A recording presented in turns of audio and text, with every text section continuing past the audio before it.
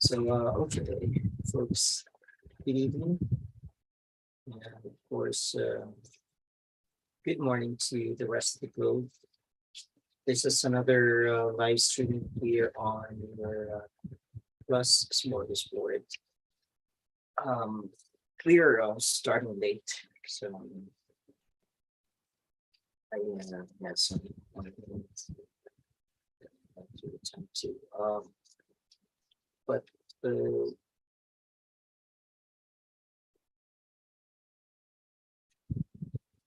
we're going to be joined again by a friend from TVP Georgia, Clifton, Clifton Barnes, and hopefully another friend um, from Negros, Almerson will be still be awake and able to join us. It's been a long while since we last had him on the live stream. So last Friday we had another fundraiser gig, of course. This is the ongoing fundraiser we were doing for Ate Clement and Daniel's family in Batangas. And just a quick update on our proceeds. Our proceeds is currently at 7,545 pesos.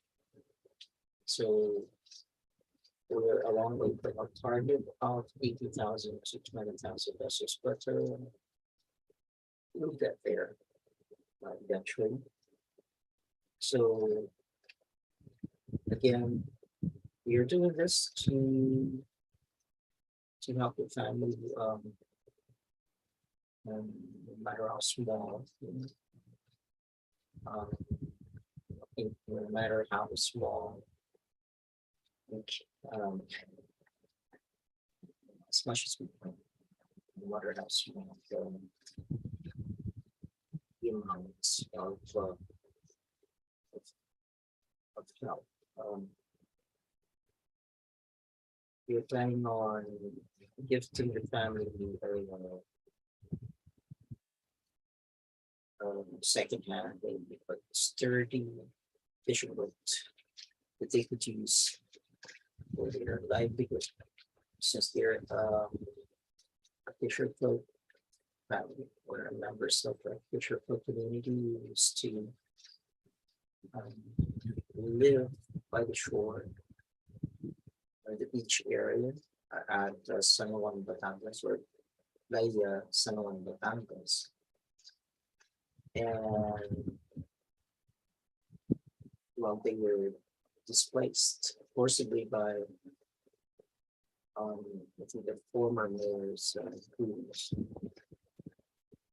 So they feel free up the property for the private resort that the mayor is establishing there or renting there. And I think the resort is already operational. And to see to go back to the idea of Batangas again to see this. There for how many years now?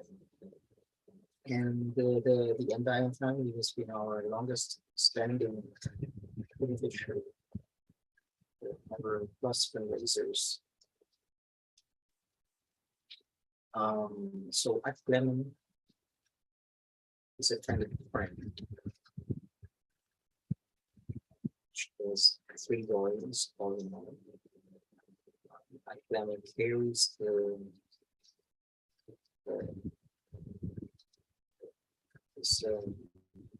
it's a carrier of this disease, which she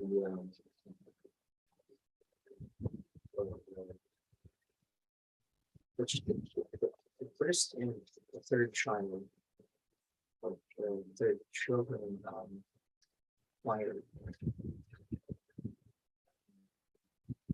there's a deficiency in factor VIII in their blood, and factor VIII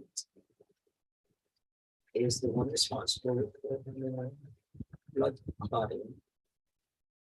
There's an open wound. So the blood is deficient with factor VIII.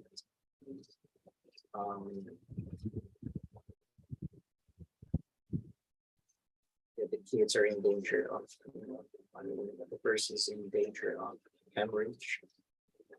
There's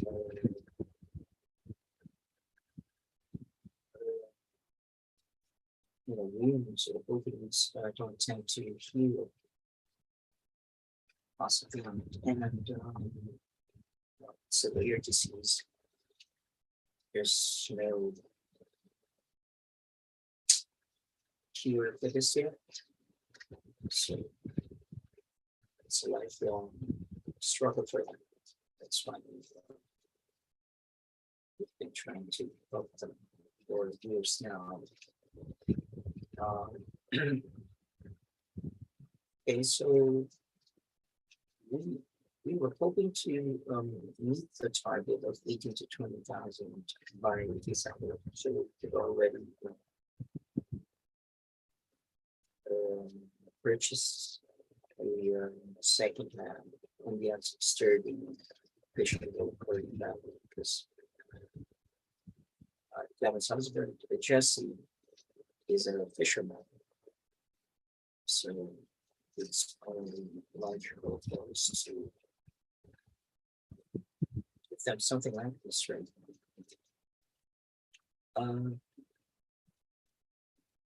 So there, if we don't meet the target, December, it's fine. We will continue on.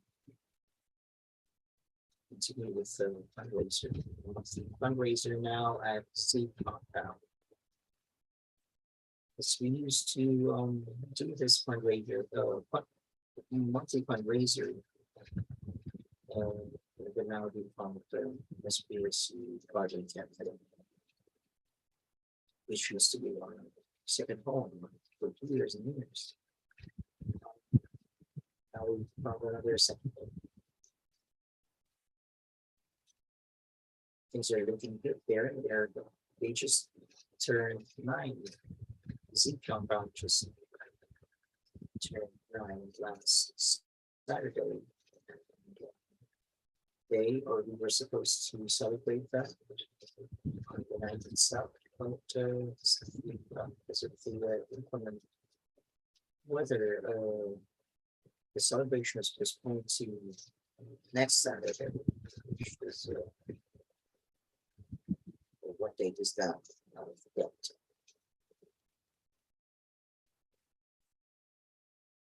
Let me check.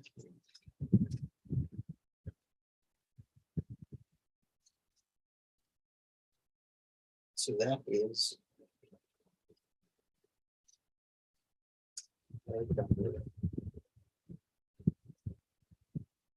5. Okay. So everyone's invited to celebrate the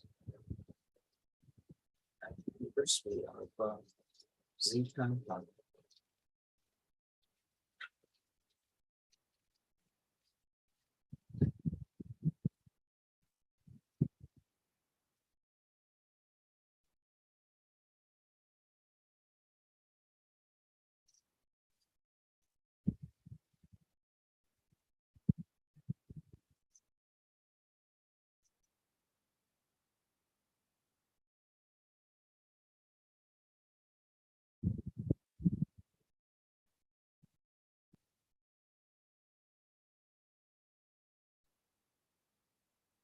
So, of course,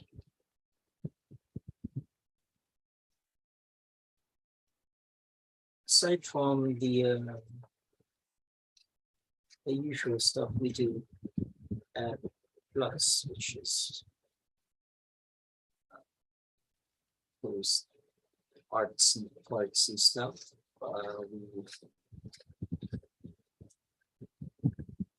We also we cover a wide variety of fields and interests.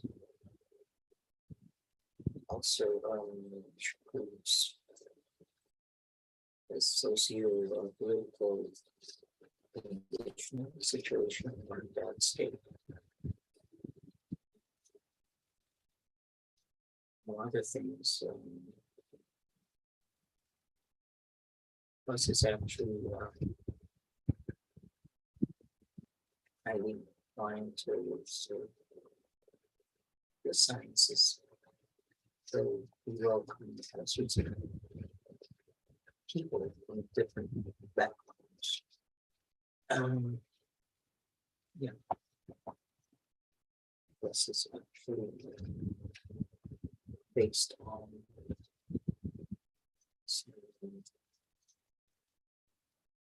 mathematical or physics concept.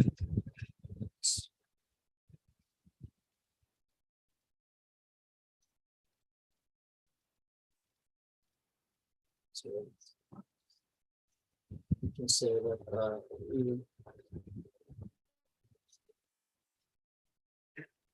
this is kind of complex, but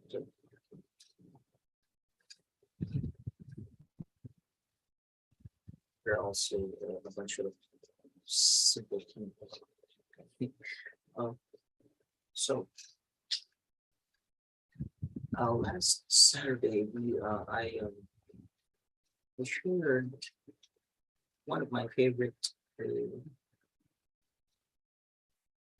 documentaries or videos of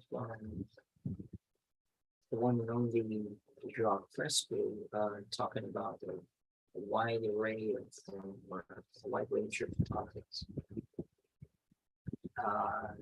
And so Clifton and I talked about it.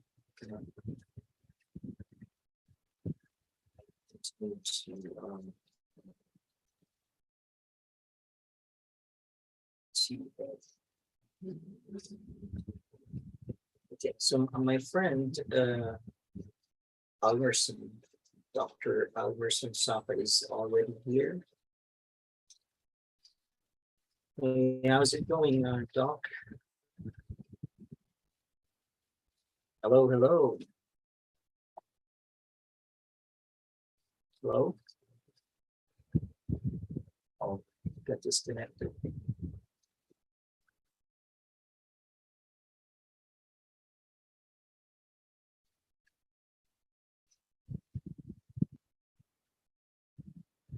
Just wait for him to come back here. Yeah, it's nice to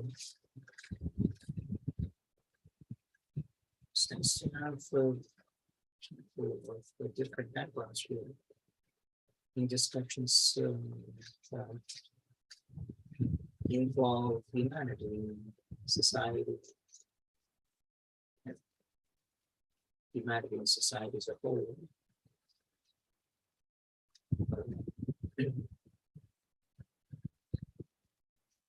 It's nice to talk about that these kind of things and so on.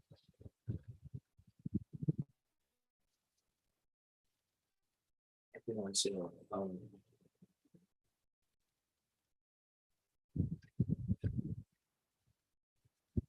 so of course we are advocating this only direction or whole new approach to shall we say the ills of society.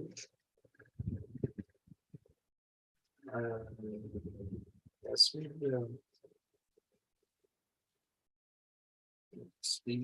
think that we've been doing things the wrong way all along, and we need to correct our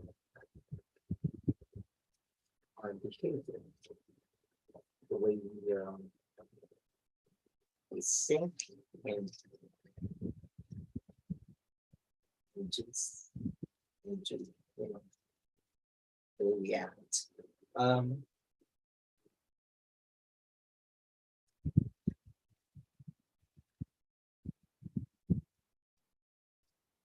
Human behavior is lawful. Just doesn't happen on its own for no reason. There's a cause. Okay, I think my friend is, oh, Clifton is here.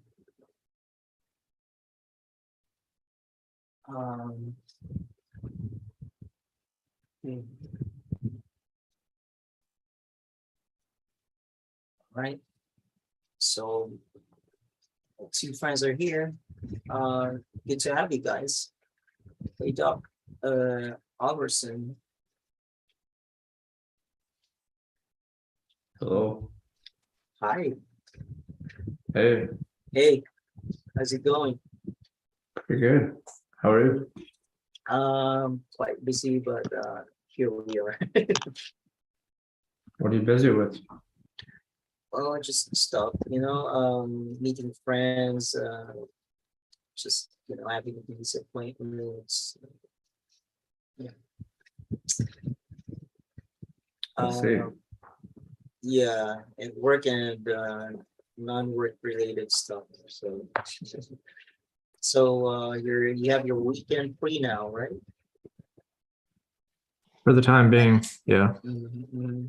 So if you notice, we have Dr. Alberson again with us. Ah, Dr. Elmerson, hello. Hello. Hello, hello. Yeah. How are you? I am fine. What are you the doctor of? Hello, yeah. I am an optometrist. Optometrist? Yeah. Okay. So you know what they say about the eyes, though, Doc? Yeah. You should know a lot about the eyes, right? Oh yeah, yeah. It's like almost 1/4 of my life. I've been studying it, actually, and I'm now practicing it. But Yes. there we go.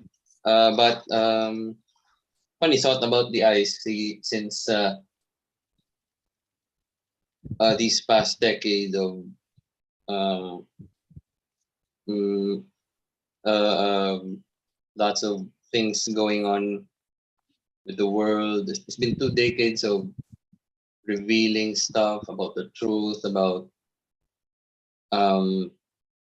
discovering things. I should probably say the signs of times has been more on revealing the truth. Okay. And So it was a lot about, and the eyes are the ones that are mostly involved with truth seeking or truth finding, and lots of that happening right now in these past 2 to 3 decades of our existence. yes, actually, you've mentioned a lot of interesting things and a lot of really complex ideas or concepts there, like truth, and the eyes associated with truth or related to truth and therefore knowledge. Let's discuss that. But so the reason I asked about the eyes is it's a common topic that Jacques Fresco used to talk about, right, guys? Yeah. And before we jumped into Jacques Fresco himself, what do they say about evidence-based approach, the evidence-based approach to like you said, truth or knowledge. Like really, to see is to believe, right? In short, what do you think about that? To see is to believe. Yeah,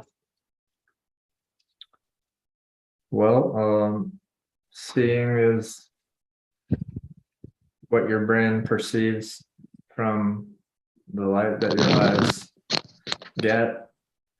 So it's not absolute, but it Mhm. is our strongest way of perceiving the world. There are all kinds of optical illusions, and I mean, you could look outside your window and it looks like the earth is flat, but does that mean it's true? Mhm. You're seeing it with your eyes, right? Yeah, and I think you're just too close to the ground that the ground seems flat to you, up to us, Yeah. right? Yeah, So too close to. seeing gives you a perception of your surroundings, where you're at from your Yes, perspective, but it's all yes. about relativity. Yeah, angle of observation. Yeah, this is a topic that Jacques Fresco talked about a lot, as far as consciousness and using your eyes and so on. And he said things to the effect of, people think your eyes are there to see with, right? Mhm. And by the way, I don't represent the Venus Project. I'm a volunteer, so this appearance may not precisely reflect the views of the Venus Project. I'm getting better at saying that fast. Mhm.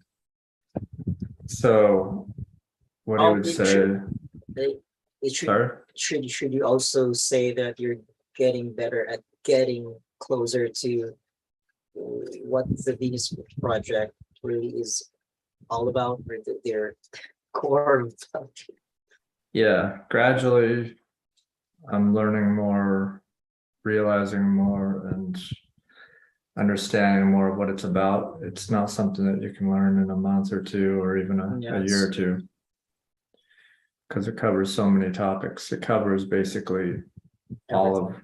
of the planet, all of the universe in some degree, but mostly it covers nature and human behavior and technology and automation and the methods of science. Mhm.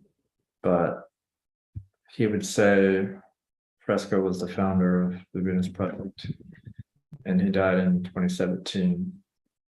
But he would say people think the eyes are there to see with, but he looked at it differently. And he would look at it from more of a evolutionary perspective. He'd say, no, your eyes are not there to see with. Your eyes are there, therefore they see. Right? Evolution doesn't put things there for a reason. There's not a reason behind it. He doesn't see reason. He sees cause and effect. So our eyes allow us to survive, therefore they're useful and we see with them. And that's the status, or that's the process of evolution. There's no meaning behind why a bird has wings, why we can see so well in color. There's no meaning behind. Or shall we say more precisely that there's no purpose. Yeah, people put purpose into things based on their own ideas.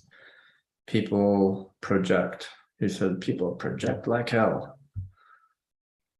And it's true, people project, they put meaning into things, you know. So we tend to really, like we already mentioned last Saturday, that we tend to think linearly when we're brought up that way. And so so we like, concepts like purpose and all that is kind of linear.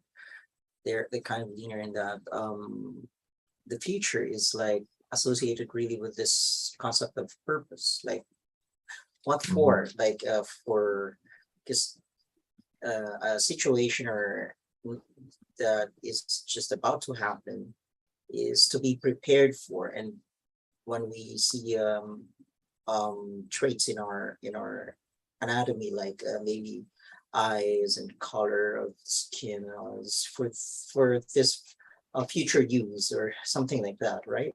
So and we tend to think time in terms of a series of events, like a linear series or a sequence like that, and forgetting or really ignoring the fact that things really happen all at the same time in all directions. So it's all directional. So there's just everything is causing, like we're also part of the cause and the effect, like there's no separation between things in all of this in life. So, but well, it's complex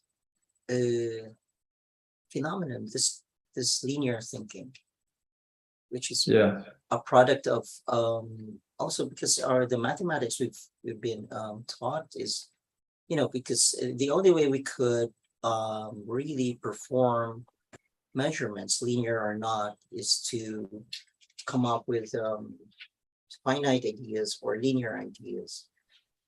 So, and this is a product of that, we thinking, or well, the other reason is that our senses perceive things, like you said, visual illusions are so what you call it, are so potent, yeah, convincing. So we think that there are spaces between things, and we think there are entities, there are individuals and stuff like that. So yeah, that's understandable. yeah. Sorry to interrupt. No, sorry. Forgot what I was getting at there, but your eyes are a result, they're not a purpose, right? Yes, a Your result eyes, of they evolved in many life forms, and in the early stages, I've read a book about evolution, and it went into pretty good detail about how eyes formed, how vision formed. It was really just, it started out as a few cells or a cell that could interpret sunlight, right? Darkness to lightness. And then over time, evolution made that more and more precise.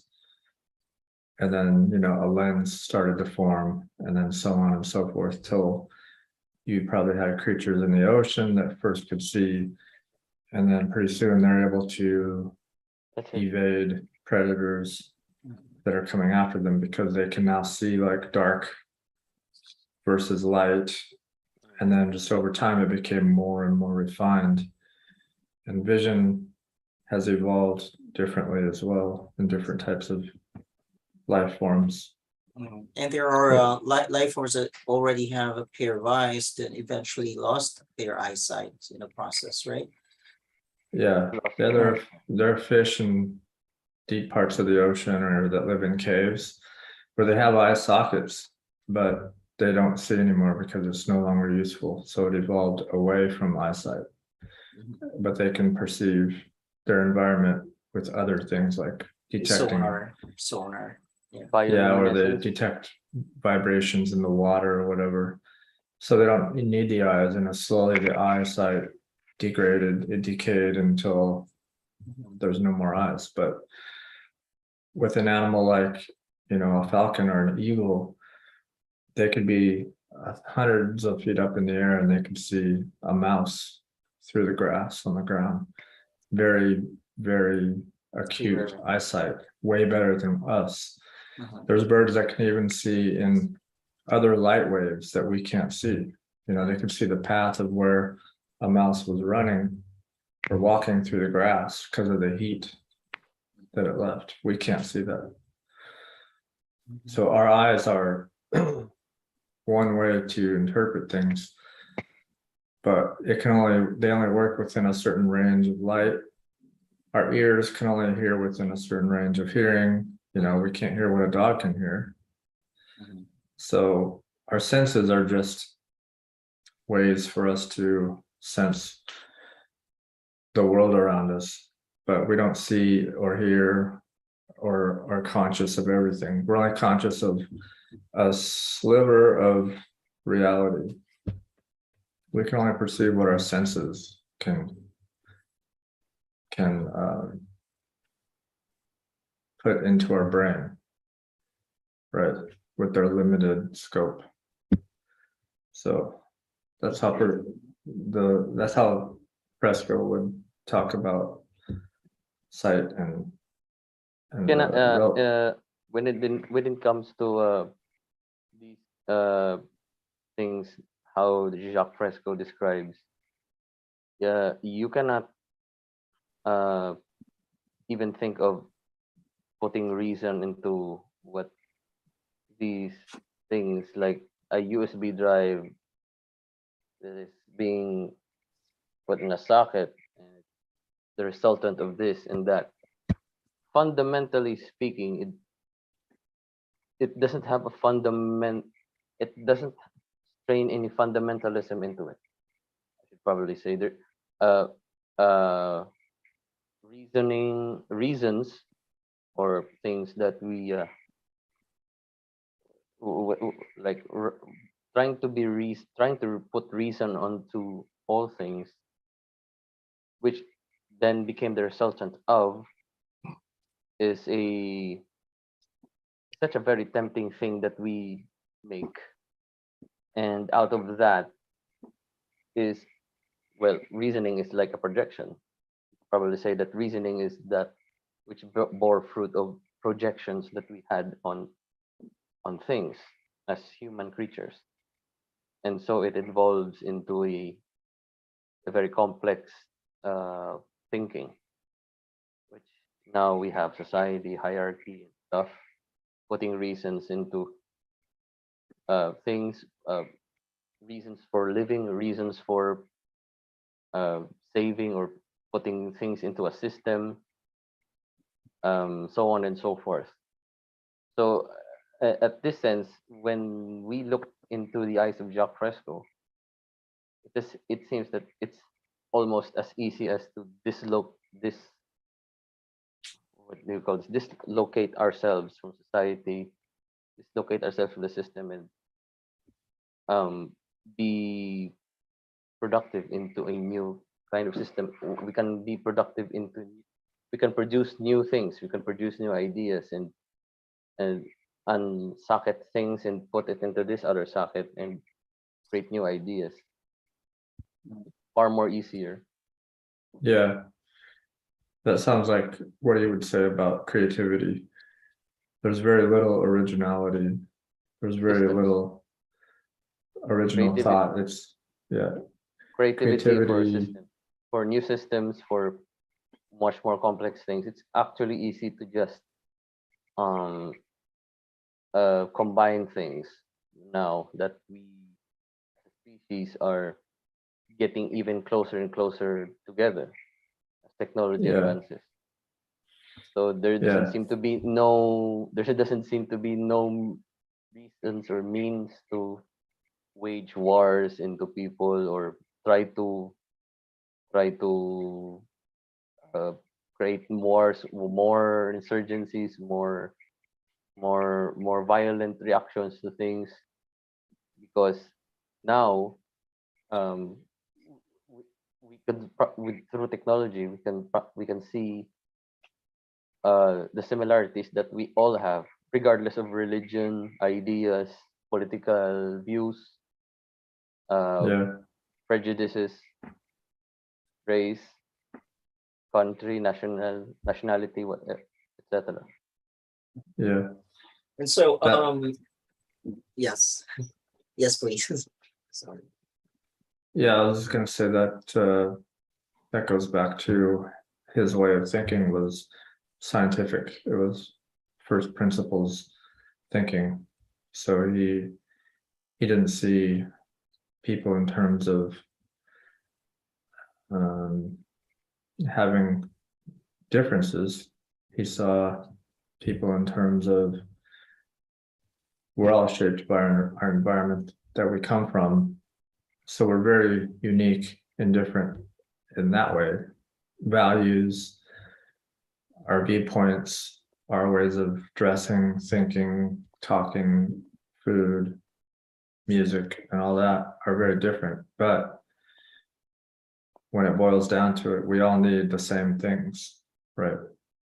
All people are 99.9% the same genetically. We all need food, water, clean air, shelter, clothing, relationships with other people. We need some form of entertainment. You know, as you start at the bottom of the list of the most important things, it's only when you get towards the top that you see all the differences. Essentially, we're all the same in terms of our needs. So all countries need resources like minerals and water. And of course, if we don't have air, we all die. You know, we're all connected to the nature around us. Nature is where we come from. So take away the sunlight, all life dies. You know, take away even insects, and much of the web of life would collapse. You know, most of the bio mass in the world is actually insects and bacteria. That's what makes up most of the world. We're just a tiny piece of it, even though we look big. You know, everything's connected, and it all requires the essential ingredients for all this to work. So we need food, but we depend on all the other things to get that food. If there's not enough water, the plants die, then we die, because all the animals we also need, they die first. And eventually the whole web collapses. So there is no independent nature of any life form out there. It's all interdependent, right? And it's something very few people realize or think about, but that's why it's so important to address climate change, right? Because if our climate gets out of whack, that throws a lot of things off, and it could disrupt the food system of the whole world. And you've already seen the fires, the floods, tides are rising, the oceans are rising because the ice caps are melting. That's all connected to us dumping billions of tons of carbon into the atmosphere and disrupting the chemical balance of the atmosphere. We recently have a storm, I think, here in the Philippines, if that's Yeah. correct, Stephen. Yeah. That's locally we call it bang. Letter P. It's a storm signal letter. It's a letter P, so I think that's the how. So yeah, I mean, I think, and then the most hit region, I think, was at the capital, Yeah. where Stephen is. What Yeah, happened there? There was a strong storm, but strong Flooding. wind and flooding in the outskirts, though, not really in the nearby cities here. Except for really strong winds, but in other areas like in the outskirts, there was flooding. I haven't really seen footages of heavily or badly hit areas, but so there are places like Marikina, for example, is always flooded. So Floods. yeah, it's where I used to live. So L'Oreal is here. Hey, L'Oreal. Noriel's here. Yes, I'm Here here. comes trouble. Yeah. How's it going? It's all good. How about you? How you guys doing? I'm good. That's, It's I think happening. is that the National Geographic shirt you're wearing? no, it's a company shirt. It's about them releasing a new app. It's Okay, happening. it's happening. That's it's happening. It's happening. Yeah. It's Cheesy. happening. Happening. It's funny. First time I'm seeing Mr. Doctor Sapa being so neat there. Huh? Yeah. Hello, So hello. what are you guys talking about? The storm. How were you badly hit by the storm? No, well, you just live close by, right? Yeah, We didn't get hit so bad here, right? Yeah. I actually had some opinions about why we weren't hit, we weren't affected so bad here in Quezon City. but you Uh, know, opinions are not really factual. You know. yeah, it's opinion. And it almost has nothing to do with the storm itself, actually. Okay. I was thinking Maybe about God didn't want it to hit there. no. No, actually it passed by here, but I actually remember when I was younger. I was like, we used to have a mayor named Mel Matay here in Quezon City. It was terrible when he was the mayor. Whenever a storm hits a storm hits the Philippines, in our area, it always floods, and the water's coming out of the drainage. It's really dirty. So many people gets diseases after the storm. But right now we have a very relatively better mayor. It's a dynasty. Belmonte. This is like our second Belmonte mayor, right, Steven? Yeah, Yeah. I am not sure, but you know, I don't. The first one we had Sunny Belmonte, Yeah. and then Oh, yeah. Belmonte. yeah, I've heard. after when Sunny Belmonte took place of Took Matay, over. Matay, the streets started to get cleaner. No more trouble. Less and less troubles. I mean, not no more. Less and less troubles. Then you start seeing street lights. The drainage slowly became cleaner, and then after that, his vice mayor became mayor, Bistek, right? Mm. Yeah. And then after that, his daughter became mayor. I don't like dynasties, but this dynasty is doing some good job in preventing some disasters in this area. Yeah, that's why I said it was an opinion. I think politics can do a lot to improve, or or to prevent disasters. Yeah. Yeah. Yeah. Like you can also say that the Duterte was doing a good job of minimizing crimes. You know. He did not minimize crime; he monopolized crime. I mean, the drug Drug what's industry. the drug industry or the drug. Yeah. Yes, and you can even call it murder trade, right? Yeah, it's literally paying cops to kill people, and not just cops, but you know. yeah, But not just cops. anyway, there's always a downside to these things. There's Yes. always like they say this is the Drake. I mean, draconian measure. Draconian. Oh yeah. Draconian And, sentence.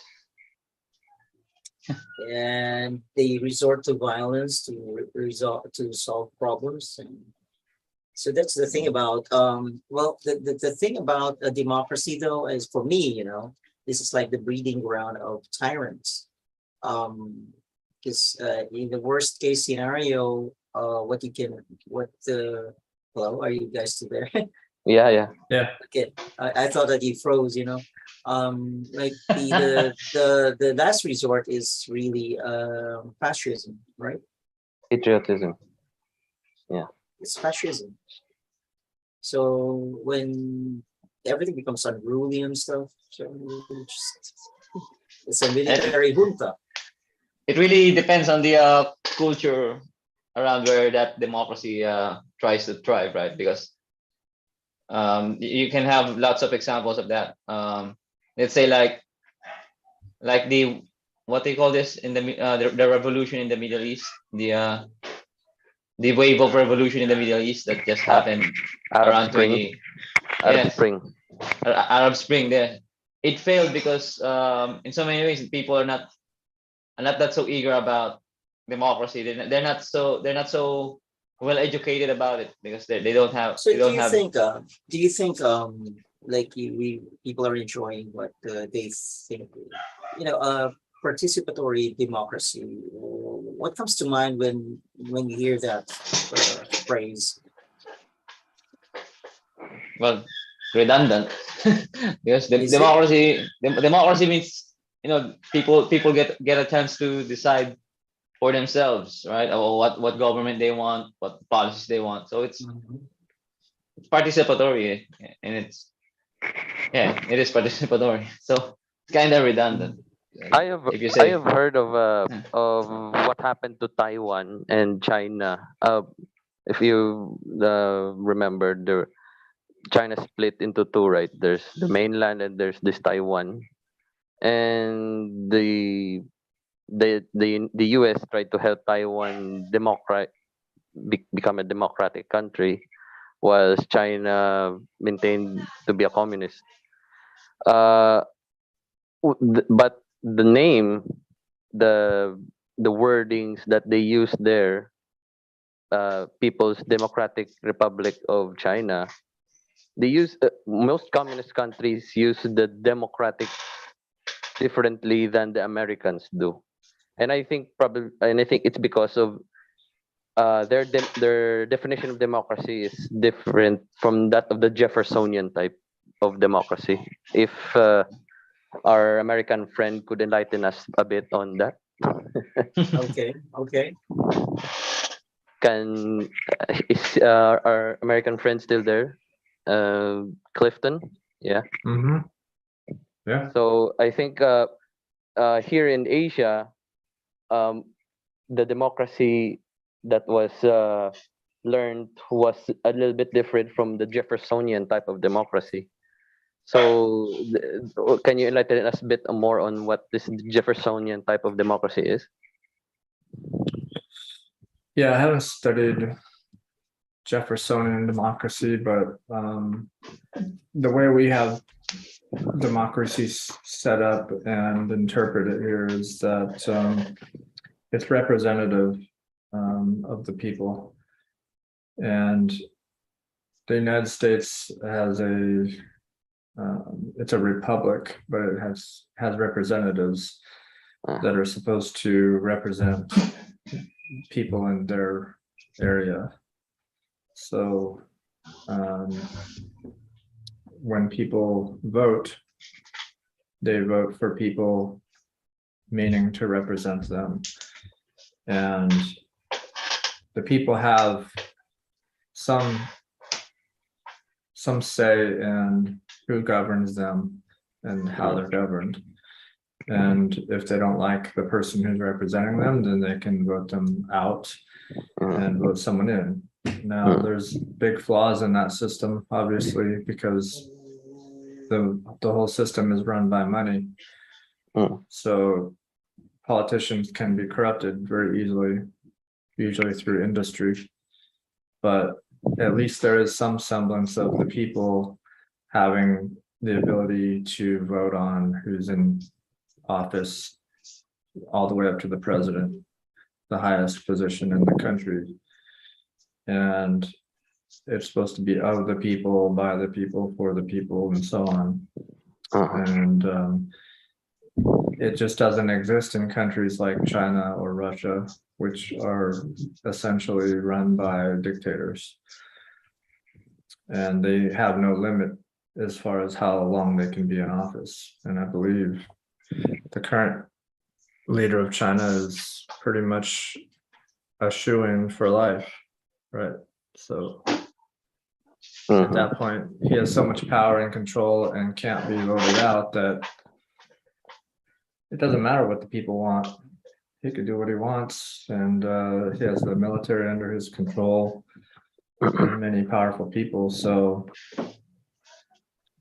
obviously, there is no system that we have that where the people are totally in control, but there are extremes, and I think that's one extreme, and then the United States is the other extreme. That's why there's constant geopolitical tension between countries like Russia and China and the West. The West But- being Europe and North America.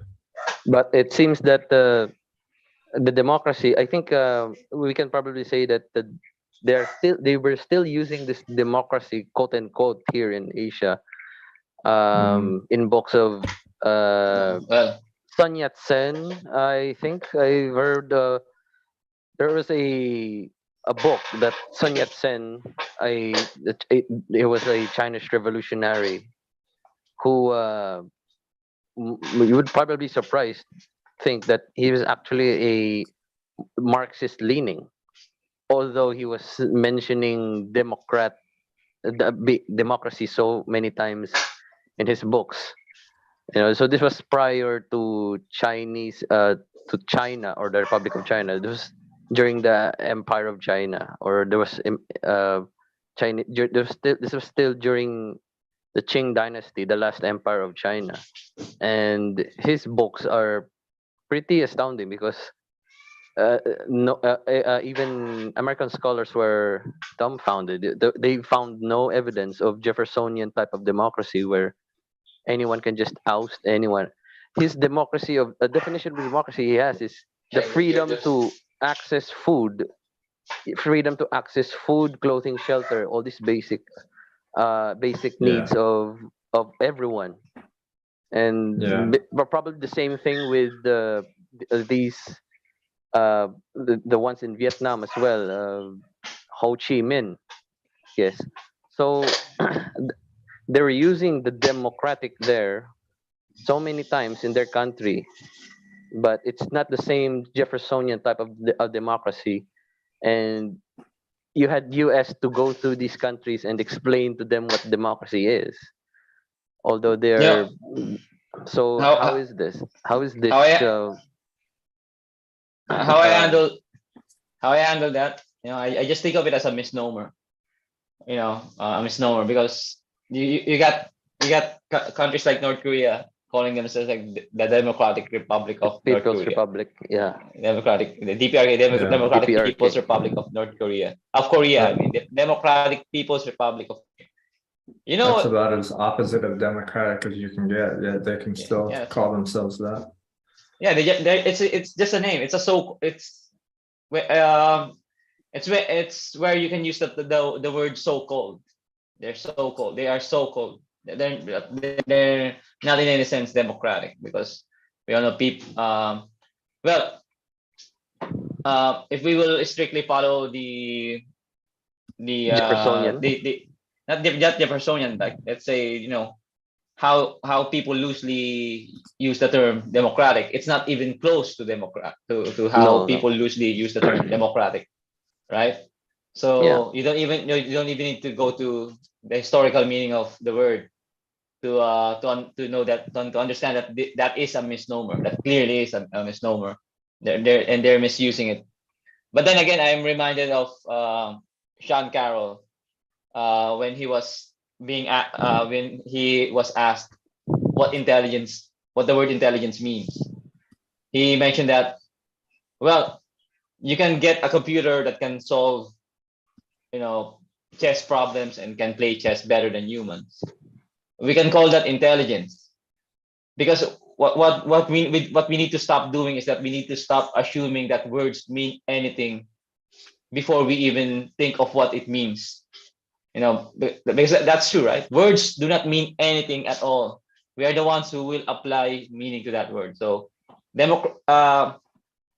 long as the common sense of the people is concerned, or as long as we are concerned, democracy does not mean anything near as to what China will as to how China will use it, or how North Korea will use it, or how even Cuba will use it.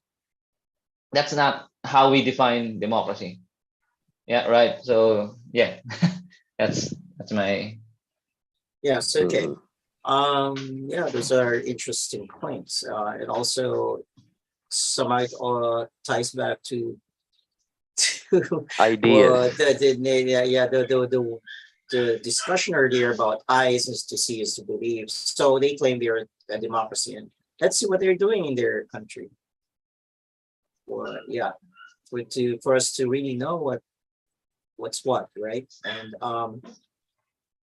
excuse me, going back to the eyes, so there's no there's no one particular thing you can call an absolute reality, as Chuck would put it, right? Because like the example given by Clifton earlier, the ground seems so flat when you're standing on it, just standing on this very wide area of land, for example, and it's too close to the ground and it looks so flat. It's so it's the same when you look at what is that? Oh, your cat. Yeah. When Wow. you focus your attention, your eyes on something, and it looks like that, right? And then when you magnify that, yeah, you look at the same thing under a microscope or a magnifying glass, it looks different. And the more you magnify things, then reality to you looks differently as you go further and further in magnifying it, right? So reality is not fixed. Nothing in the world is fixed, right? And also, I want to mention that we don't come from nature; we are nature. So, because coming assumes precedence or like a series of events, like this comes first before this, and when in actuality things really happen simultaneously. So it's just the displacement of these different parts, and so things just transform, right? By displacement. When you crush something, it's just still displacement because you hammer, like I don't know, a piece of chalk, then you're just displacing, or it's all displacement, disintegrating something with something more consistent in their in its composition. So anyway, I'd like to go back and share the clip I shared last Saturday at the start of this documentary, where Fresco covered so many topics. He discussed this thing called a misconception or a misnomer in itself. The thing called or a what do you call it? It's a when terms don't agree with each other. What's the term now? What do you mean? Season. Can you Season. No. It's can anyway, you repeat? I'll Can you repeat that? What did you say? I haven't heard. I when didn't hear you. when two ideas are spherically opposite each other. I mean, like they contradict. They contradict. Okay. Yeah, as contradiction in terms. What's the what you call it? They clash. Yeah, I mean they class. They clash. Contradiction in terms. So it's that contradiction in terms, like when you say participatory democracy, it's by default really democracy is non-participatory, and here's why. So I wanna screen share this video here so we can discuss right after the first part. Please bear with me here.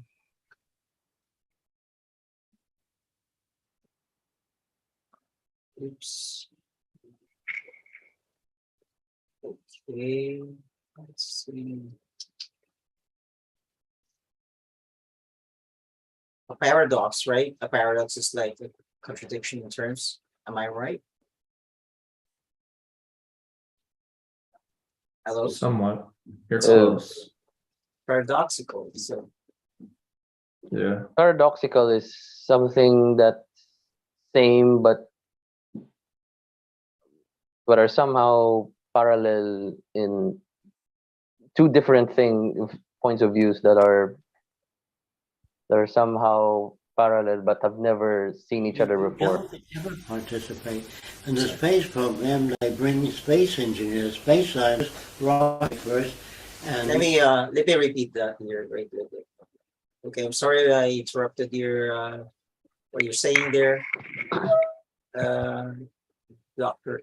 Almerson. Oh, Can you? Mm, you were saying the term parallel no. or paradoxical? Paradoxical. Mhm. Yes, when a term is contradicts itself or something like that, it's a paradox. We will look that up right after this. So okay, it's all about participatory democracy or democracy itself.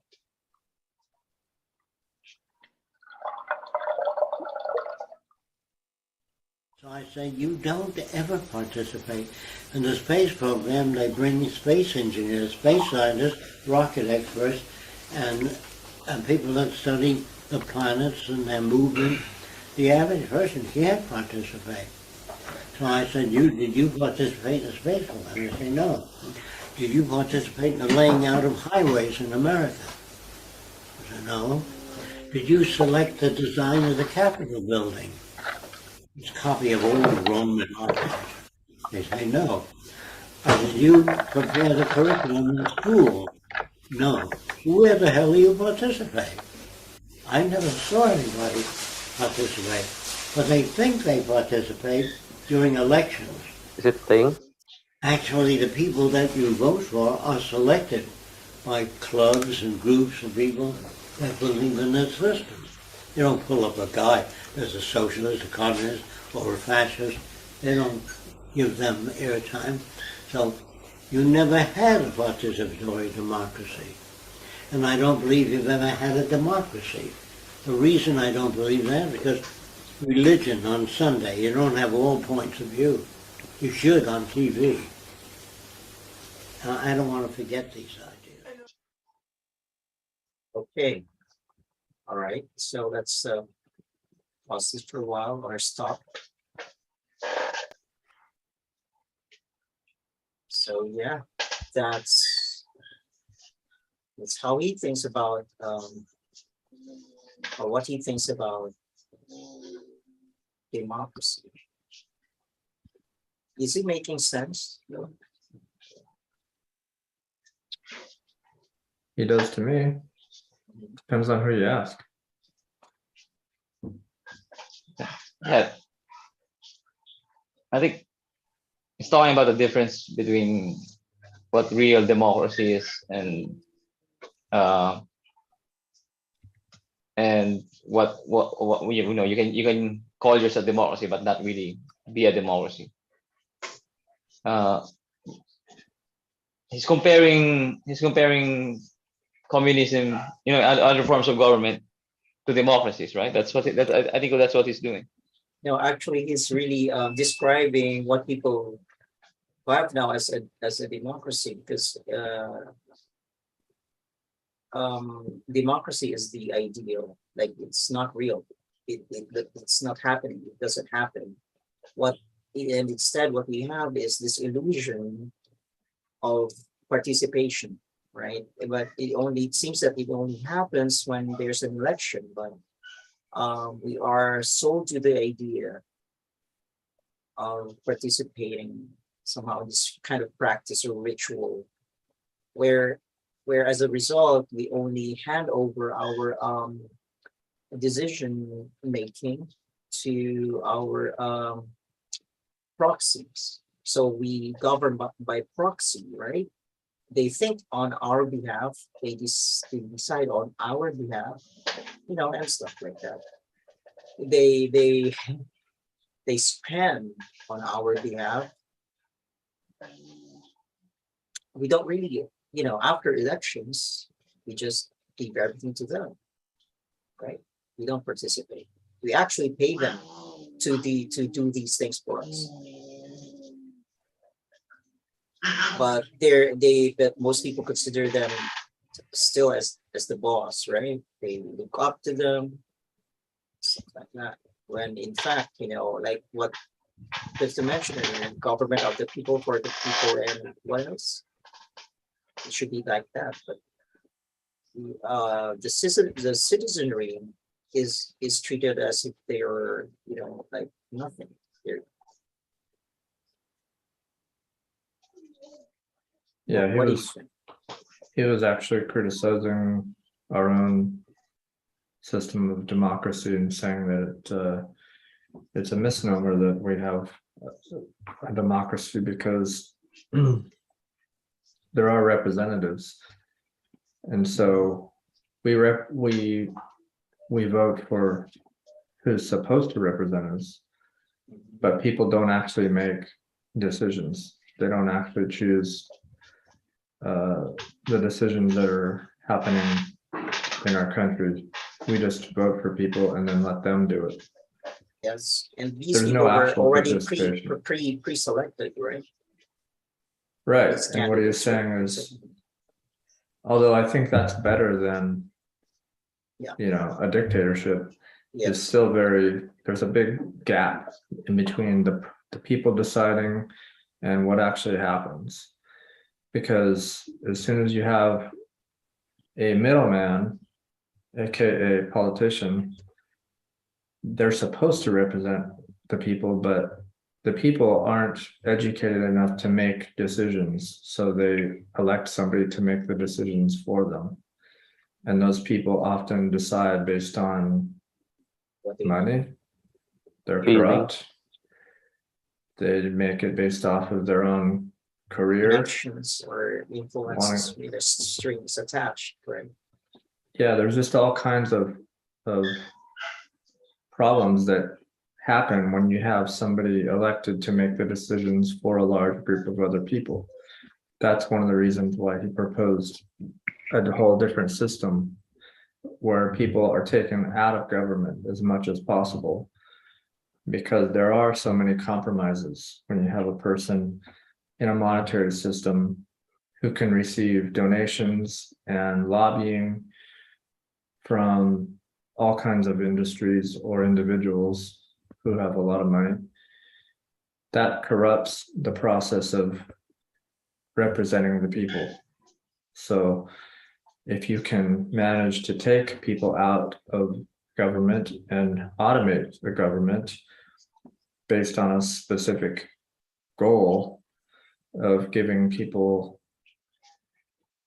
the basic needs that they have, supplying the population with the basic needs, with automation and technology, and not having people making decisions.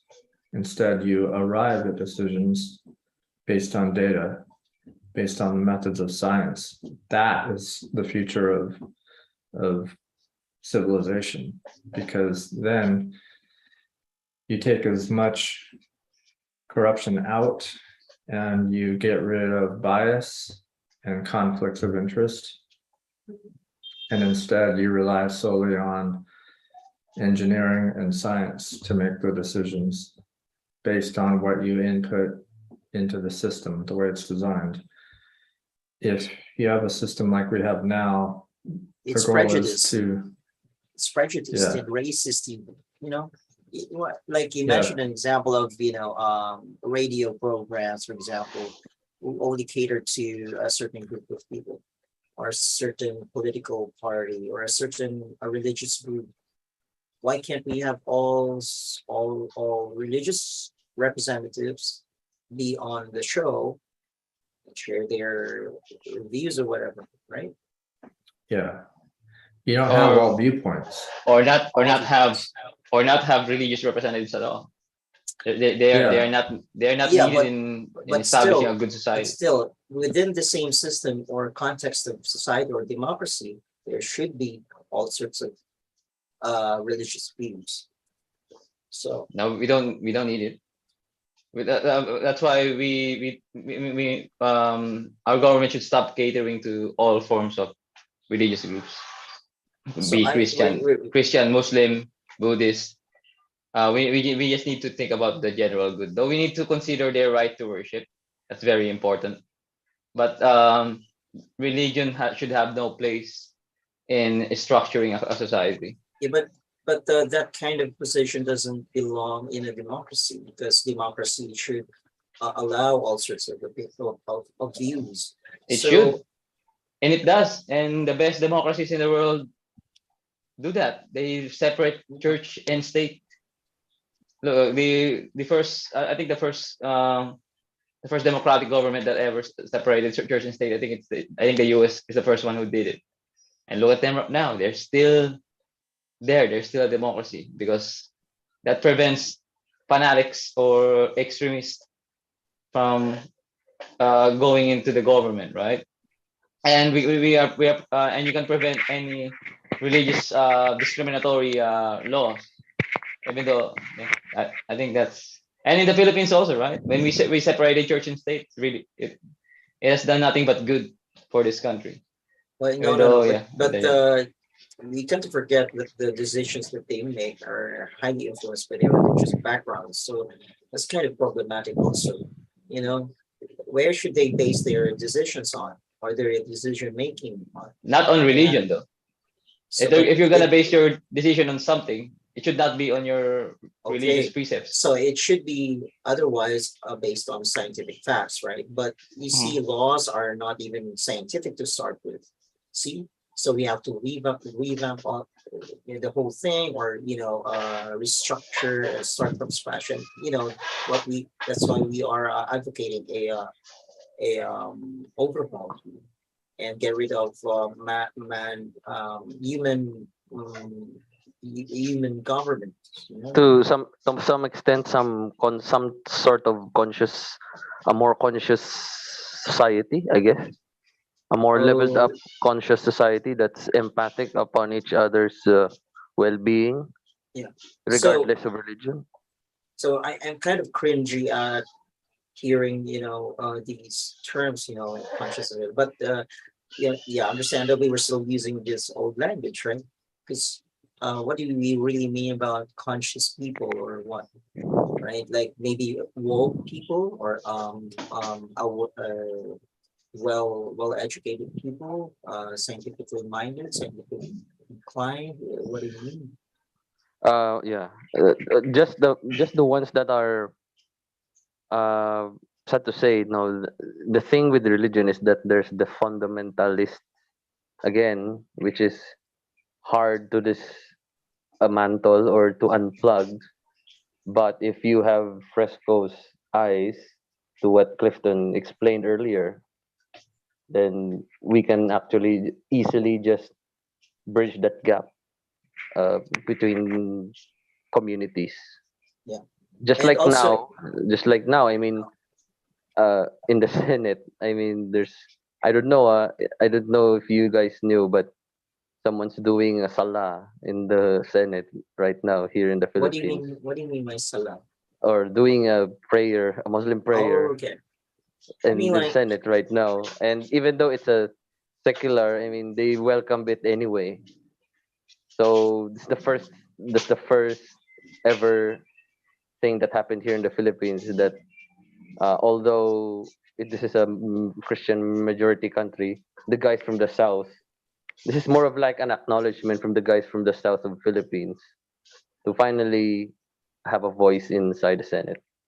So I'm not saying I'm advocating that religion there in the Senate, but at least there's this recognition. Uh, of course, we'll just keep it secular as dealing with things. see, I find the term secular problematic though, because what do you mean secular? Just in the in in the performing of duties and what, and not including intellectual or cognitive, or the judgment. Like, where do we base our decisions on? or what do we base our decisions on? Because there are well-meaning people coming from deeply religious backgrounds, and they're in Yeah. government. Yeah, So they are well meaning, but when religion kicks in, they can make bad decisions despite of their despite of which their being a well meaning person. Because which is let's say you're a Muslim, or yeah, that's let's say you're a Muslim, and you think, yeah, you believe that women's rights and children's rights are good, Yeah. but it's also part of your culture that it's also part of your culture to marry 9-year-old girls to 40-year-old men. That, yeah, and then There's the clash. yeah, there's a clash there, right? So That's the clash. and you can also do the same thing with Christians, so Christian if we and Catholics. so if we approach the issue of old men getting married to or marrying really young women or girls, how do we approach it scientifically? Why do we oppose that though? Why do we It, think that's bad? that's why most laws are not scientific, even Yeah, though but yeah, it can what's the have reason? no, yeah. What's the scientific explanation or a reason for opposing such a practice? Yeah, I'm gonna get to that. So that's why most laws are not scientific, because let's say some countries, most countries in the world designate adults as people who are above 18 years old, right? But we all know that there's no true maturity there, that or there's no situation there where you reach 18 suddenly you're mature. It's it's a gradual process, right? It's a continuum. But in order for us to have a functioning law, in order for us to be able to reinforce something, we need to declare that you cannot force a 9 year a person who is below 18 years old to be married Underaged. Yeah. underage. Why? But why? That's But why? arbitrary. That we say why, you can have you can base it on you can have a scientific basis on that. But why? Yes. Women who are who has a very young body, who has let's say, what do you call this, prematured or Adolescent. adolescent bodies, are not capable of handling the emotional and the physical stress of being a wife. They cannot handle pregnancy. It's very complicated for them. It might damage them psychologically.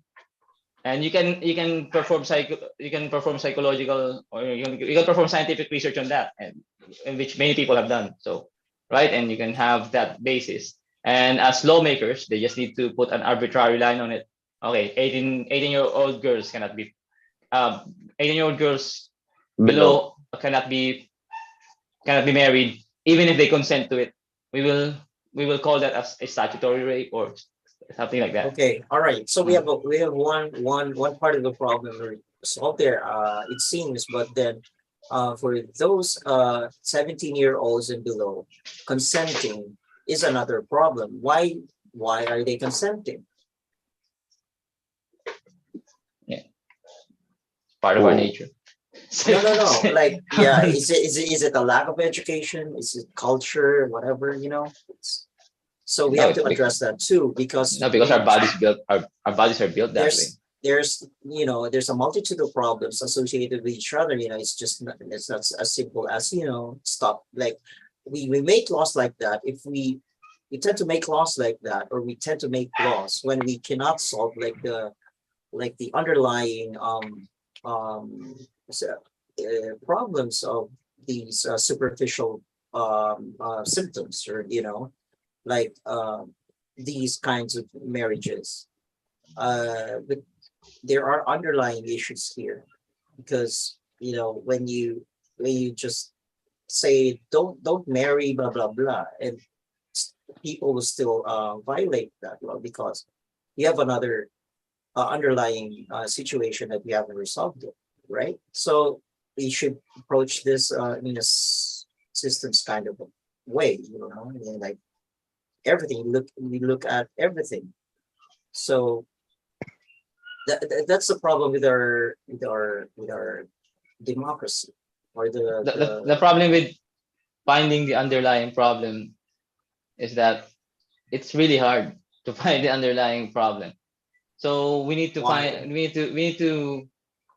start somewhere. we need Like to basically start yeah we asking need questions to like, yeah we need to ask the questions, but at the same time we need to have some uh, we need to have some band-aid law there that prevents, let's say, the suffering of kids of being engaged into forced marriage.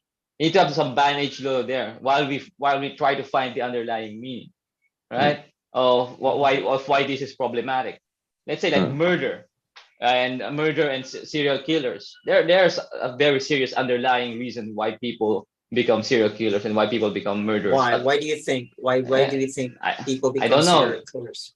So I there's don't an know. example. There's various reasons. There's various reasons, but at the same time, for the moment, we need to have a band-aid law that can prevent these people from harming other people, right? Like if you commit murder, you get life in prison, right, like that. It's a band-aid law. It's what we can do right now, though. Though it should not prevent us from finding the underlying reason. We could probably start educating whilst implementing these laws. Start re-educating, start researching on these things again. The nature of evil, where did this come from? Why people do this? Recently, there's a movie that that that's about uh, what's that? Jeffrey Dahmer, who finally got its own film. So we have to. Our efforts may be, or I don't know, out of circumstances have been heard. So it's a topic out of discussion out there now, right now. Why would someone do that out of being a psychopath? Well, how did So someone? like I think we can backtrack. We can do this troubleshooting. Right, we can do this. Like why would a older guy want to marry a very younger, for instance? Because it's fresh, it's exciting, it's the girl is hot or whatever, sexy, whatever, beautiful, and all sorts of reasons and all that. And this older guy might have been married to another to his wife for that long, and he lost appetite in his wife. What Ah. what is he looking for now that he couldn't find in his one? So things like that, or and many other things. Like if a person steals food or whatever, steals, that just steals, why does he do that? So many reasons, I guess. Like because he lacks that thing, right? He cannot acquire it Scarcity. legally. He lacks the thing that he needs as to a sample. During very olden times, if someone is Mhm. being attacked by a lion and he finds the spear of someone else's, but it's not his, he's probably Or inclined to use it. if a guy sleeps around, then he lacks something, right? That he's trying to find. Also, like in the case of an older guy marrying a very young girl, he's trying to satisfy his craving or something. The craving as means scarcity of something, right? A lacking of something, a Mhm. lack of something, right? So when so so then we start from there. How do we provide for the have-nots, for the deficiency, for the scarcity? How do we Is this provide for that? this is insane. This is probably a psychological issue. Maybe Clifton can enlighten us on this one. It seems that um, uh, it has been even someone who lacks something as weirdly as it may sound, a companion of something or someone, why would they reach a point to this thing? Why would they think of these things anyway? Or is it just brain damage, or what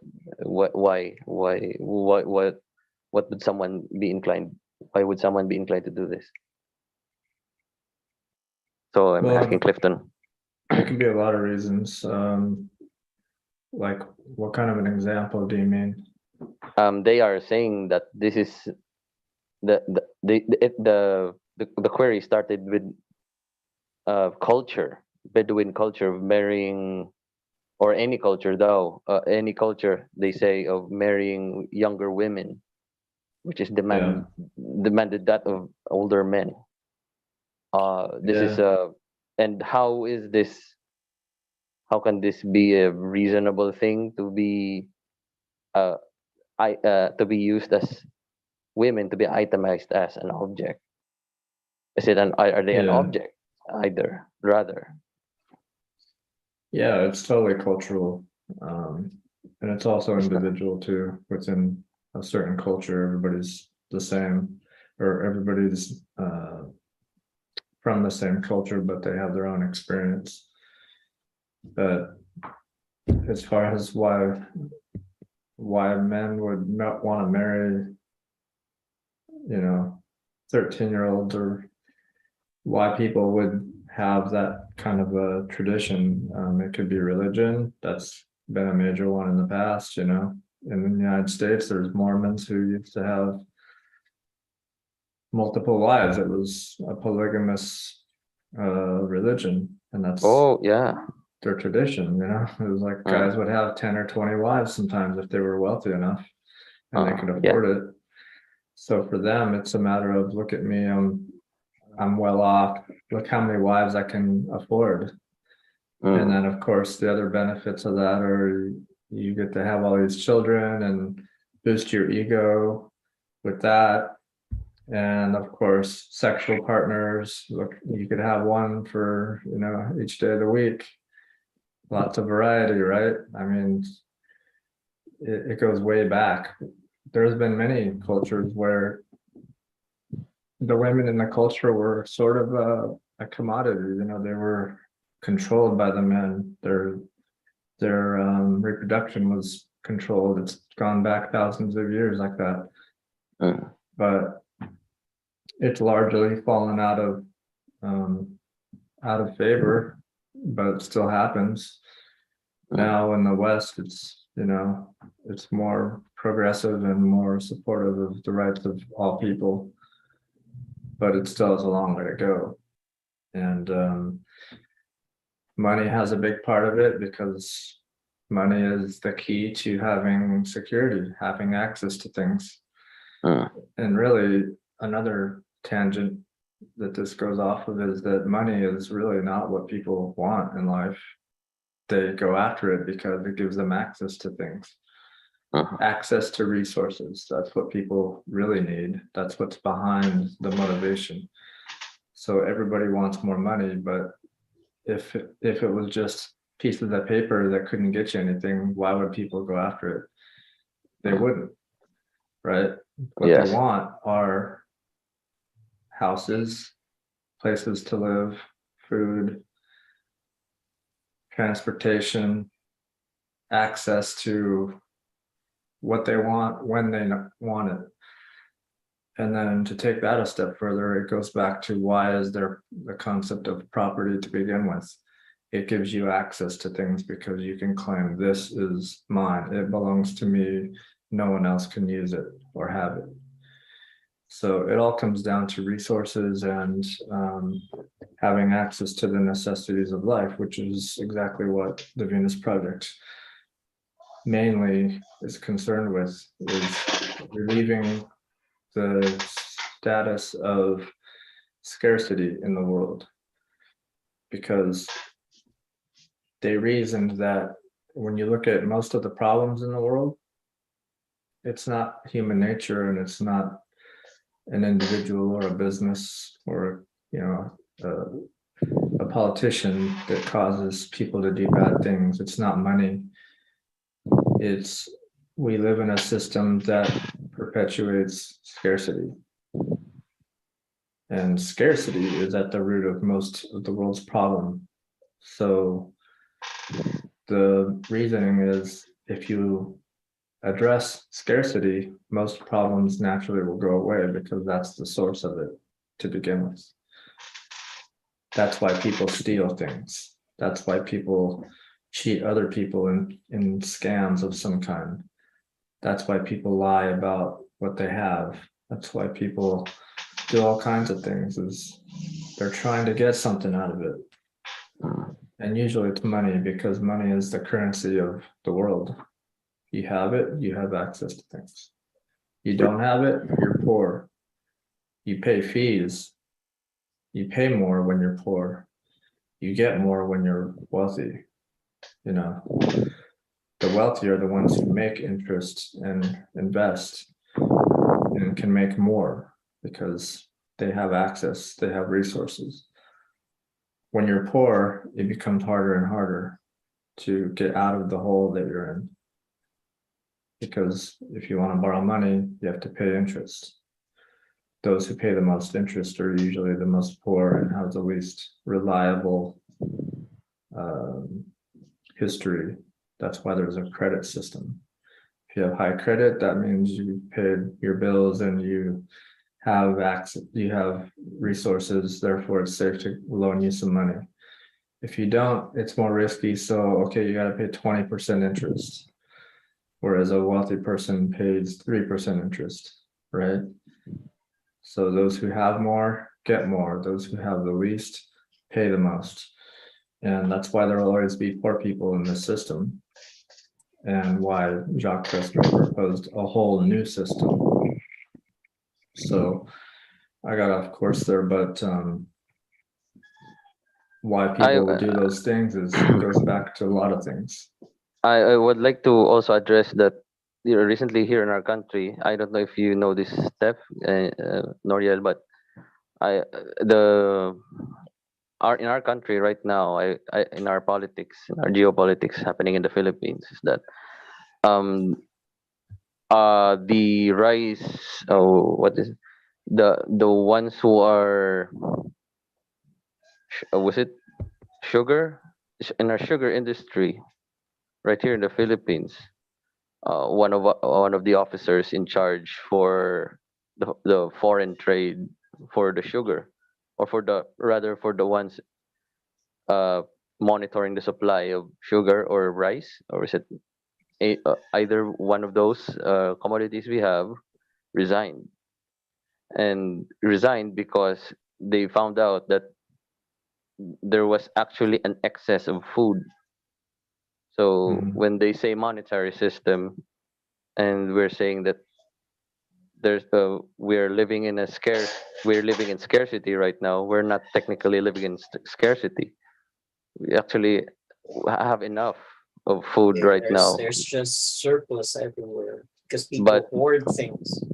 they hoard it so that the price of that commodity increases. So Yeah. what happens here in the Yeah. Philippines is we import, quote unquote, because of these individuals in the government that says we lack rice or we lack sugar, and so we import from Vietnam or from other countries. But it's all a lie. It's a lie. Yeah. We actually have enough food here in our country. We're producing food. We have farmers here who produce rice and sugar. So it's Yeah. impossible that we have a scarcity. We have scarcity because of money. We make Right. we make scarcity out of money. Yeah. Or we Scarcity make can money be- out of scarcity. Yeah. Vice versa. I'm sorry. Yeah. Yeah. So you. Yeah, it goes both ways. Yeah. The market system is designed to only recognize money as the measuring tool of progress, For right? success.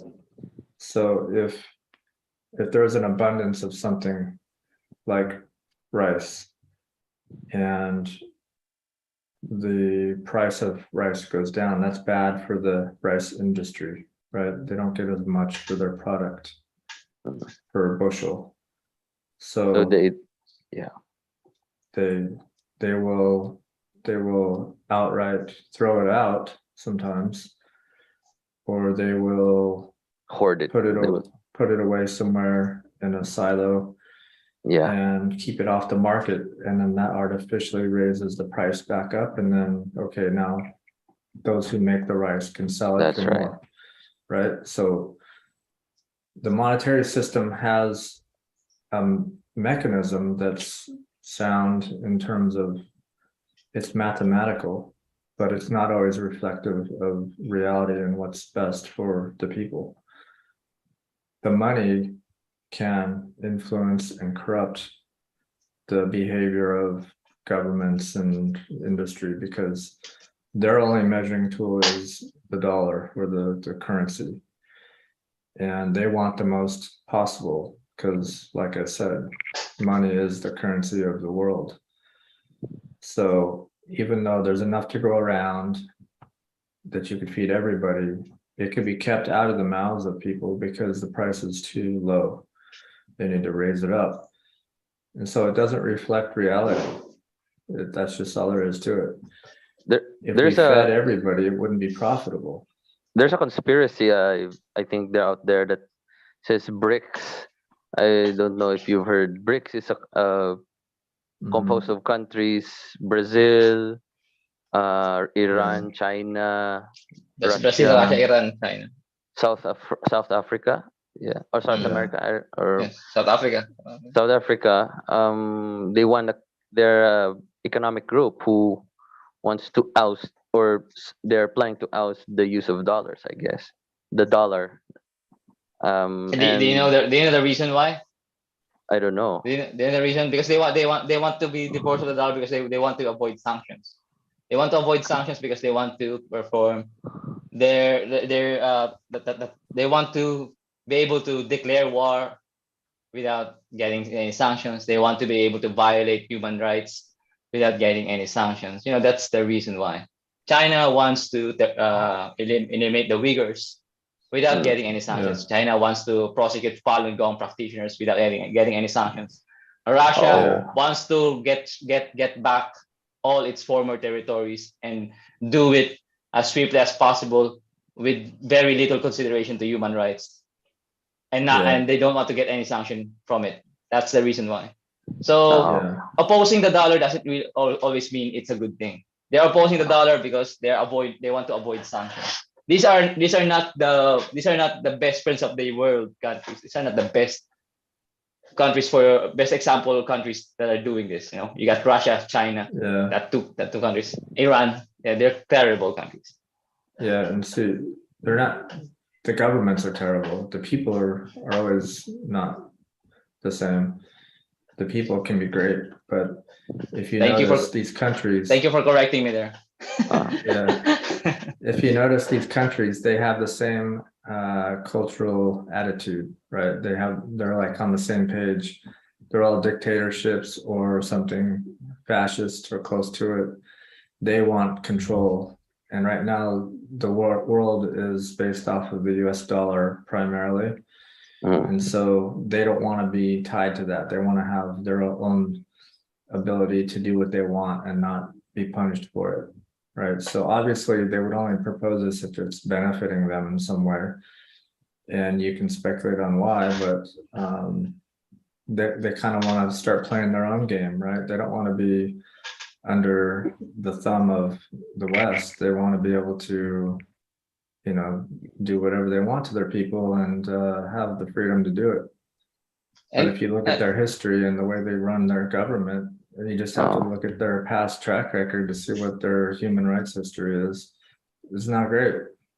And if you look at the corollary, what countries have no will of opposing the dollar, that are not interested in opposing the dollar, and are actually even interested in strengthening it? These are countries with the best human rights records. You got Australia, Japan, South Korea, You may include the Philippines, but we don't have the best human rights records. You Right got now. you got a lot of Western European countries not there to oppose the dollar.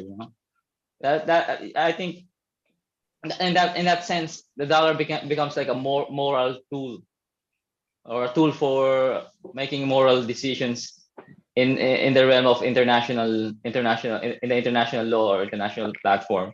I wanna Because ask a question. I wanna ask a question though.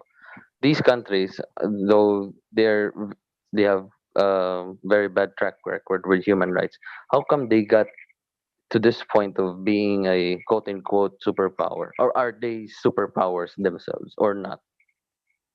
well, China is. that's something that's something that you just should understand, that you can be evil and powerful at the same time. That's how reality Mm. works.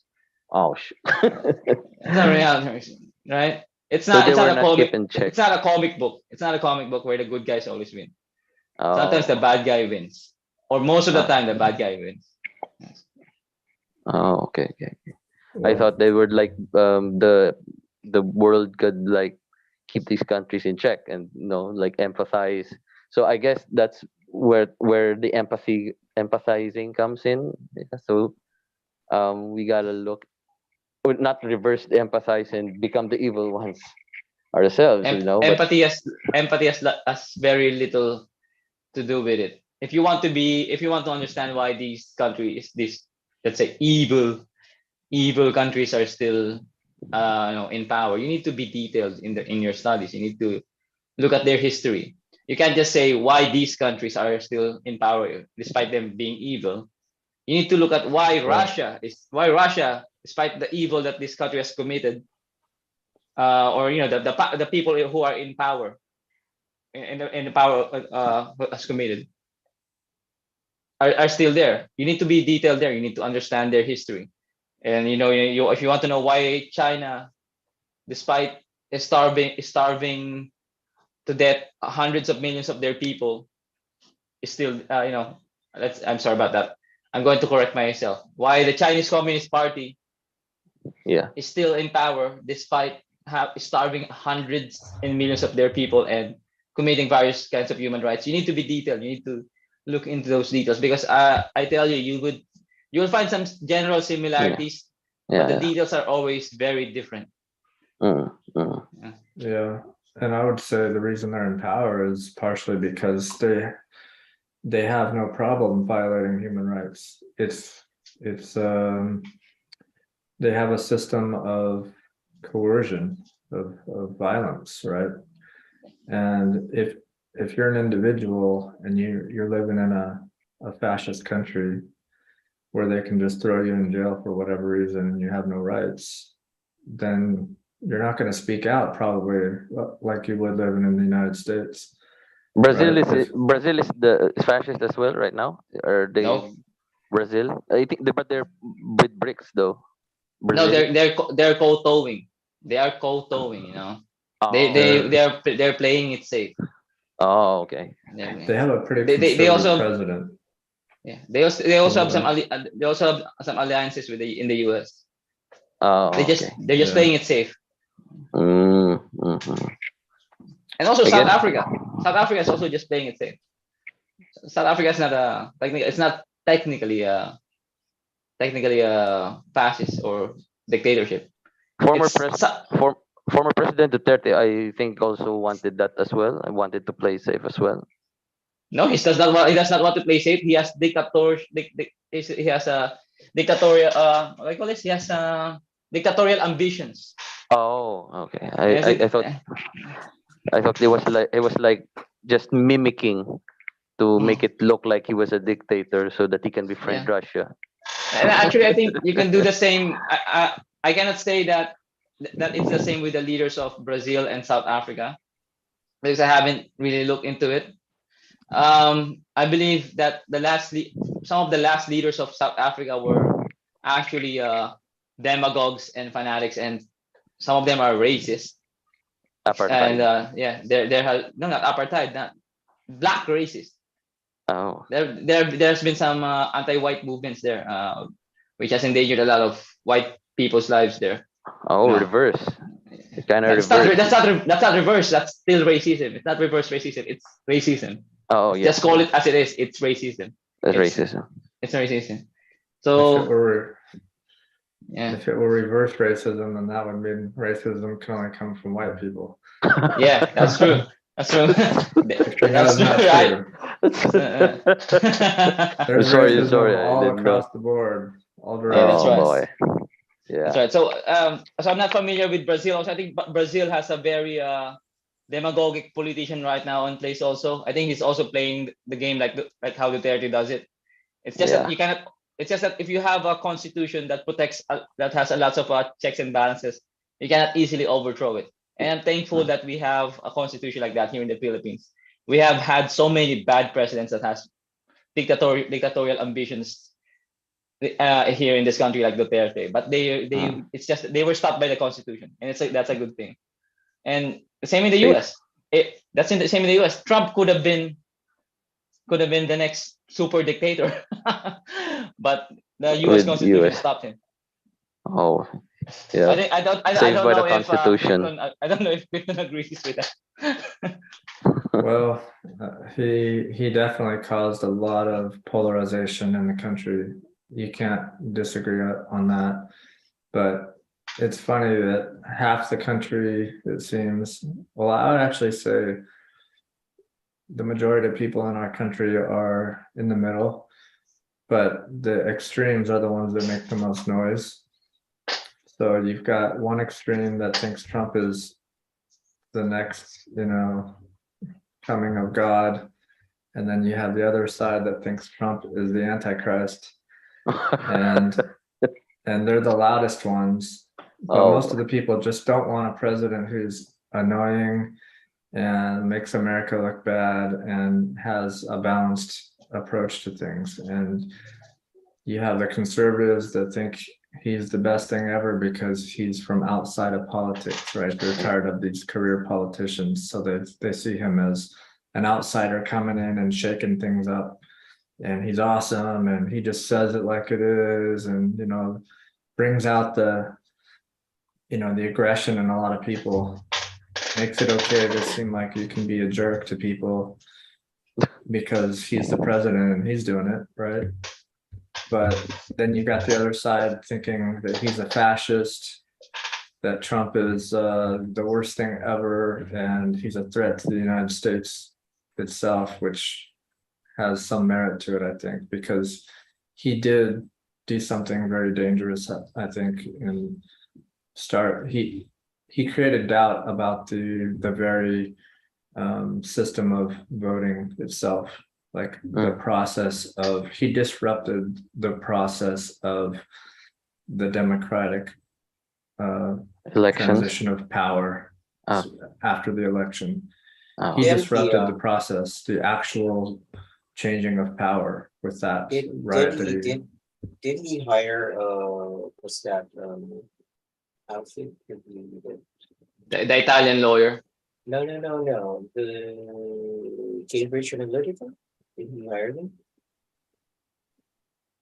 I don't know. Rudy Giuliani. What are you Yeah, talking Rudy Giuliani, the Italian lawyer. about? The Italian. He was Hey, the mayor. He was the mayor of New York that got Yeah. popular after 9/11 because he, Like had a a good dirty public Harry.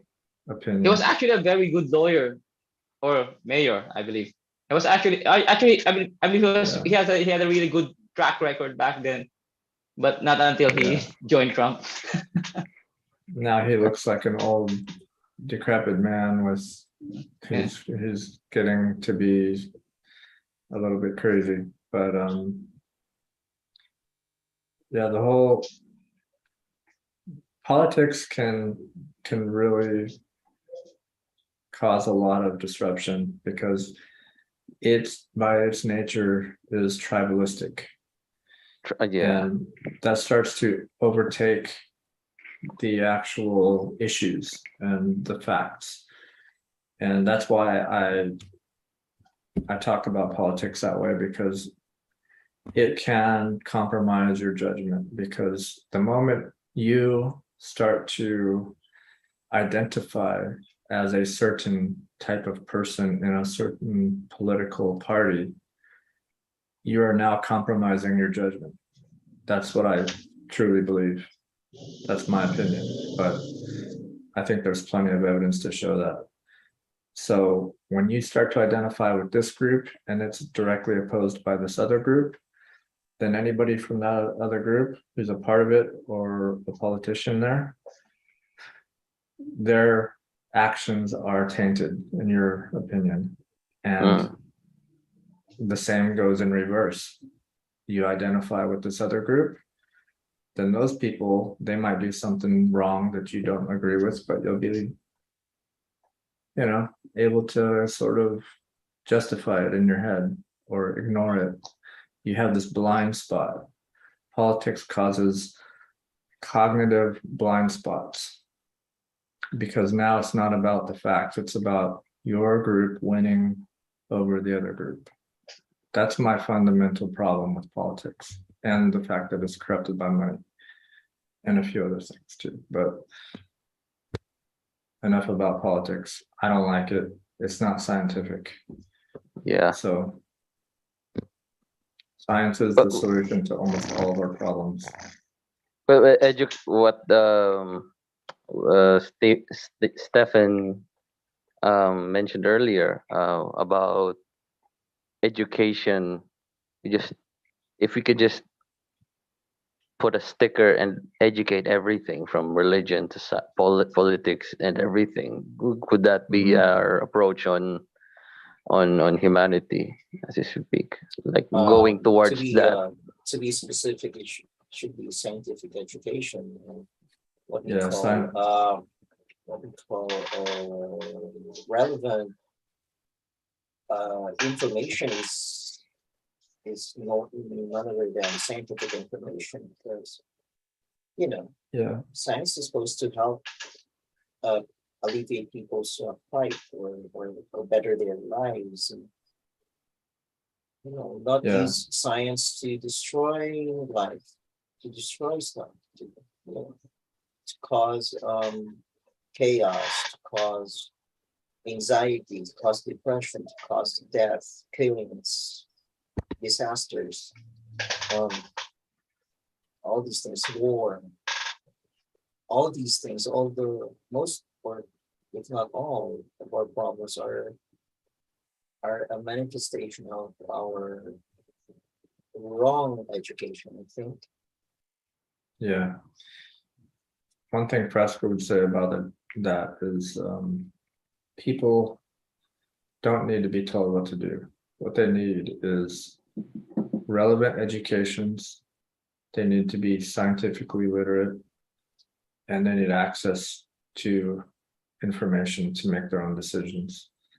And that's one of the most lacking aspects of the world today is people don't even know what science really is. They don't understand how it works. Yes, because you guys, if you can remember back when you were really small, you were curious about something, really curious, and ask your mother or father or whomever, why? And the person you're talking to is just clueless and just because, or just blurt out something like because God says so or God wills so. It's not really helpful.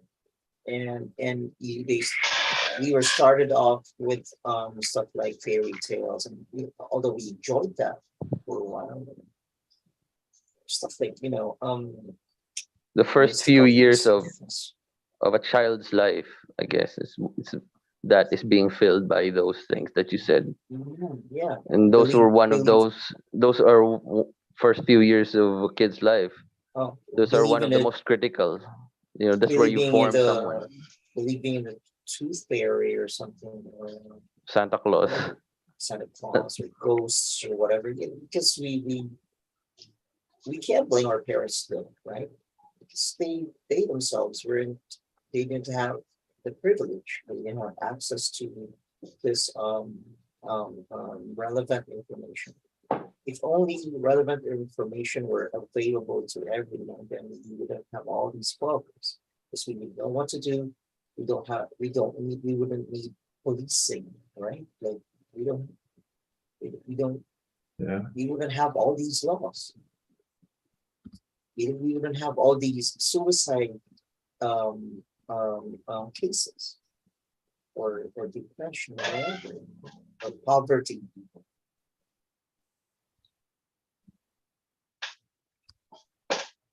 Yeah.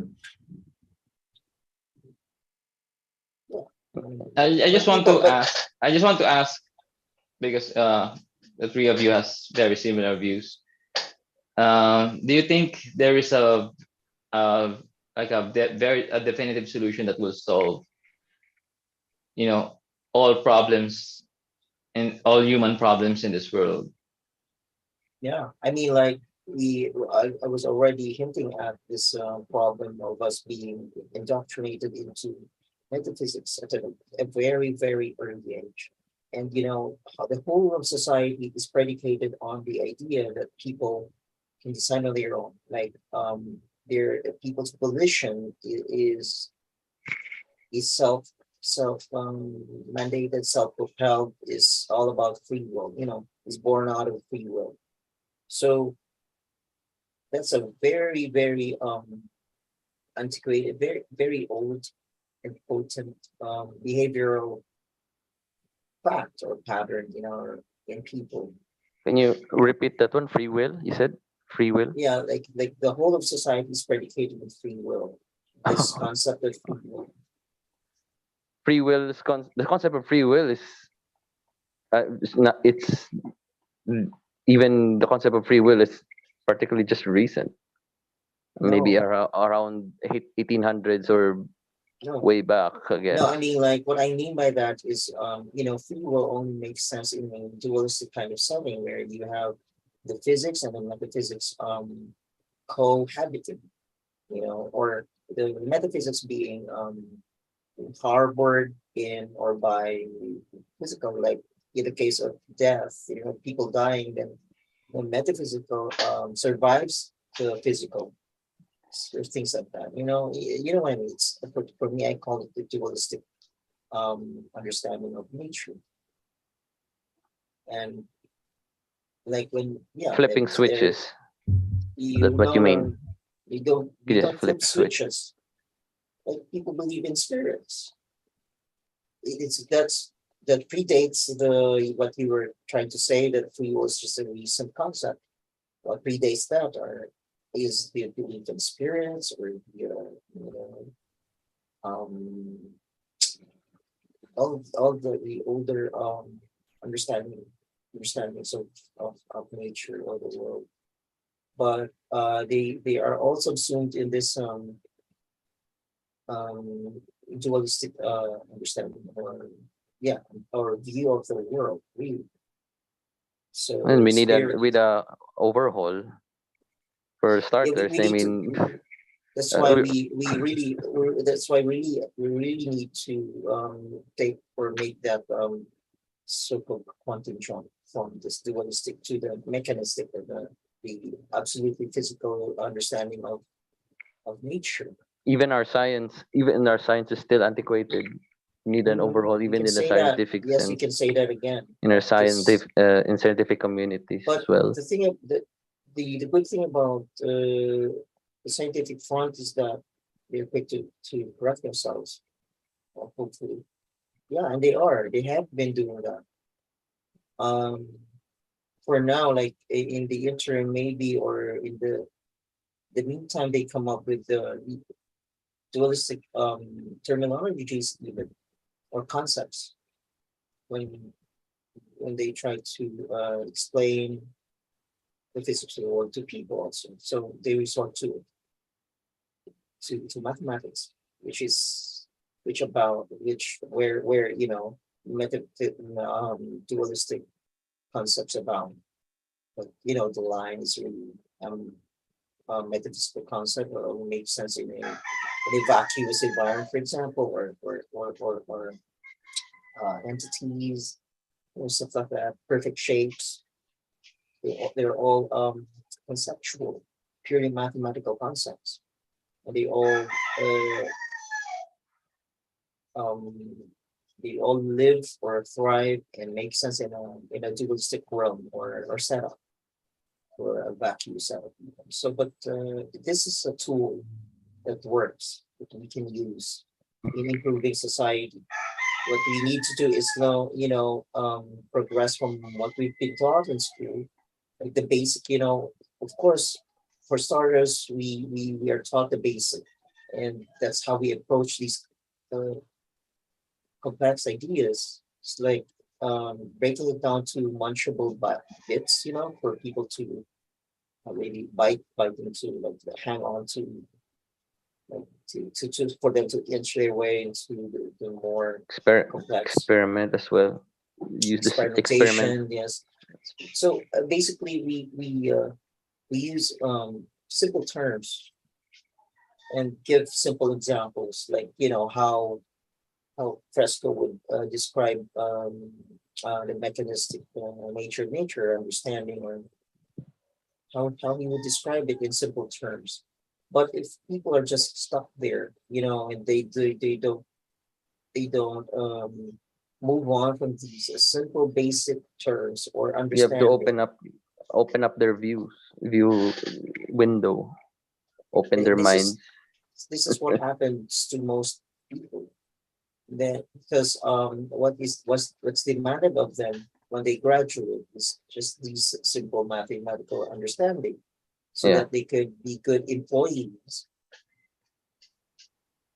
They Mhm. could fend for themselves. They can earn their keep and survive, and they don't need to do more. And that's a problem there. They don't Mhm. need to do better, to think better, to delve deeper into mathematics and physics and chemistry and all that. So because we are brought up to to specialize in things, right? And rather than be multidisciplinarians Mm. or generalists. Mm. And that's the Yes. problem. Yeah, being a generalist doesn't really fit in the world in terms of jobs and economics. What it's designed for is to be specialized into a field, because you're supposed to specialize in a certain occupation so you can get a job there and make a living. So it's monetary. Very few scientists or teachers or engineers are multidisciplinary, right? Even though it's obvious that knowing a little bit about a lot of things is good, there's a monetary interest in specializing, because then you can compete in the job market, get a better paying job. And there again, it goes back to money controlling everything. Yeah. And the issue of money is really resolved in by this non-dualistic understanding of the world. It really is. And Very you know, shallow. I mean, the Yeah. reason why Fresco would always talk about it focus on people, people and people, human behavior, because it's um it's palatable. It's easy to understand because we are people and we know ourselves better than anything else, right? Local. That is why we color the world. We look at the world through our human eyes. We label the world according to how we understand ourselves, how we make sense of our experiences as human beings. We even call dogs intelligent because they tend to mimic our ways that we think are intelligent. So Our intelligence seems to be the basis of intelligence our behavior or becomes the our basis behavior. for how we assess the behavior of other animals. See, so we Eh, are like human centric, so by the way, and I want to just want to insert just one more because it seems Clifton is going. So do you remember I messaged you, Steph.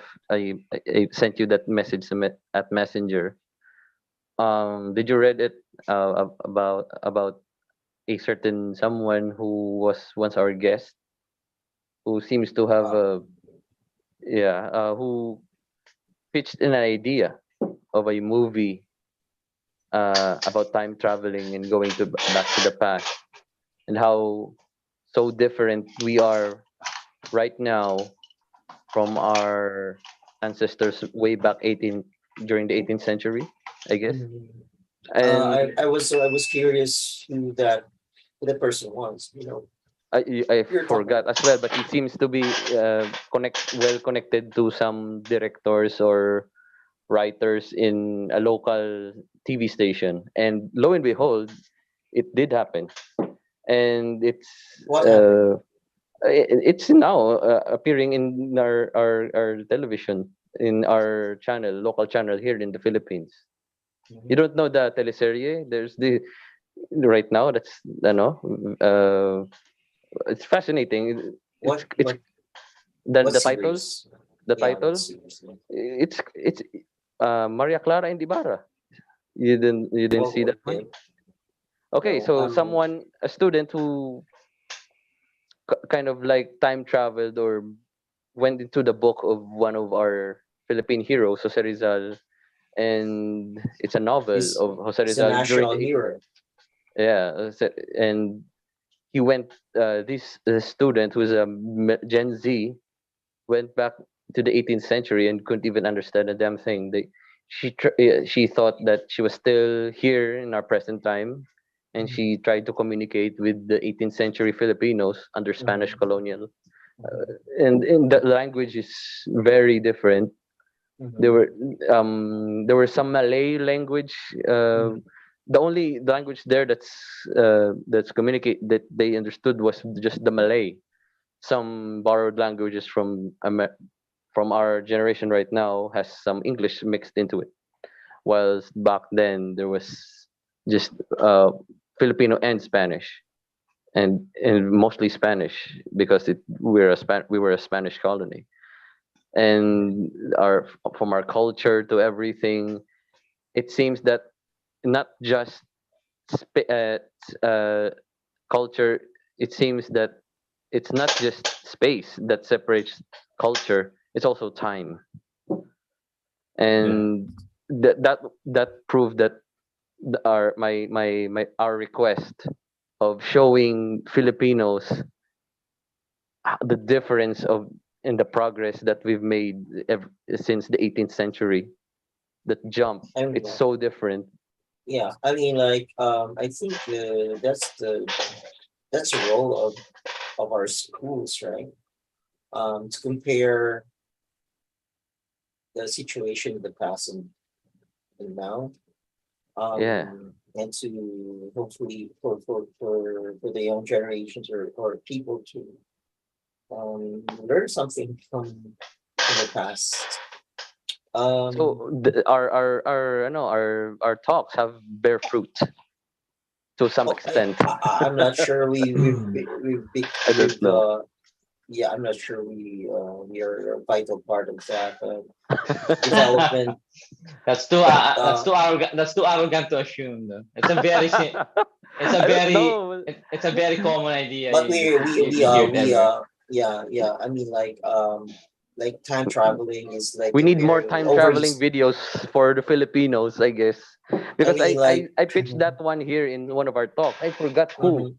We used to have a guest who he said he was, I don't know if was it some guy named Are you gonna sue him for no no no no no no no no mutilation?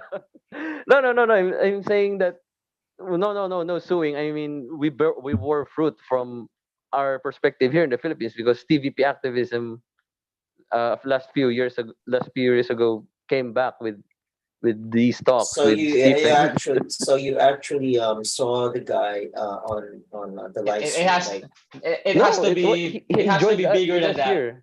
It has to or be a maybe he movie about. was It he has to be a was he movie. name It has to was be a he movie born. about. Okay, hey Cliff, take care. Oh yes, Yeah. Oh. I'll Clifton. Oh, be back. you'll be right back. Okay. Yeah. Okay. Okay. Well, it has to be more than that. It has to be a movie about four guys doing a live stream during a pandemic. Debating the merits of democracy, the monetary system, and all those things. Fuerte. And I could be played by Daniel Padilla. And Stephen can be played by Bembol Rocco, skinnier. Bimbol Rocco. Ay, nako. And you, Jimmy And- Santos, would be. Pila. Pila ulo. Jimmy Santos would be a better choice for you. I think. But sino And- ba yun? But you guys remember the guy? maybe it's Bong de la Torre or Yeah, maybe it's him. The one with the Jose Rizal guy. Who's him? The one speaking about Ilustrados and everything. Who's you had a guest once here. You were live.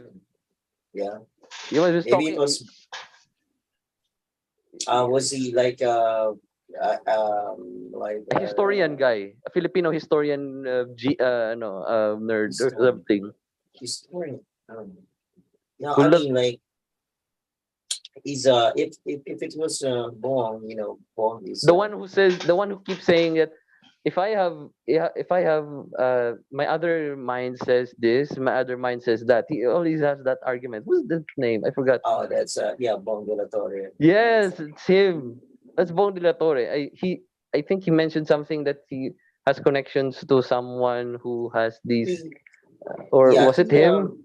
he's part of PETA, and also has cameoed on a TV show. Yeah.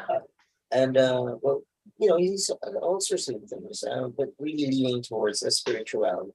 He considers himself a shaman of sorts. Yeah. Oh. I thought he was like like a Jose Rizal type guy who's a revolutionary Renaissance Filipino Renaissance man. Well, he's the type who would propose cultural change also, Yeah. societal change, and he's been around. He's had dealings and interactions with all sorts of activists. So he's an Media men. activist, and media people from the media, and Yeah.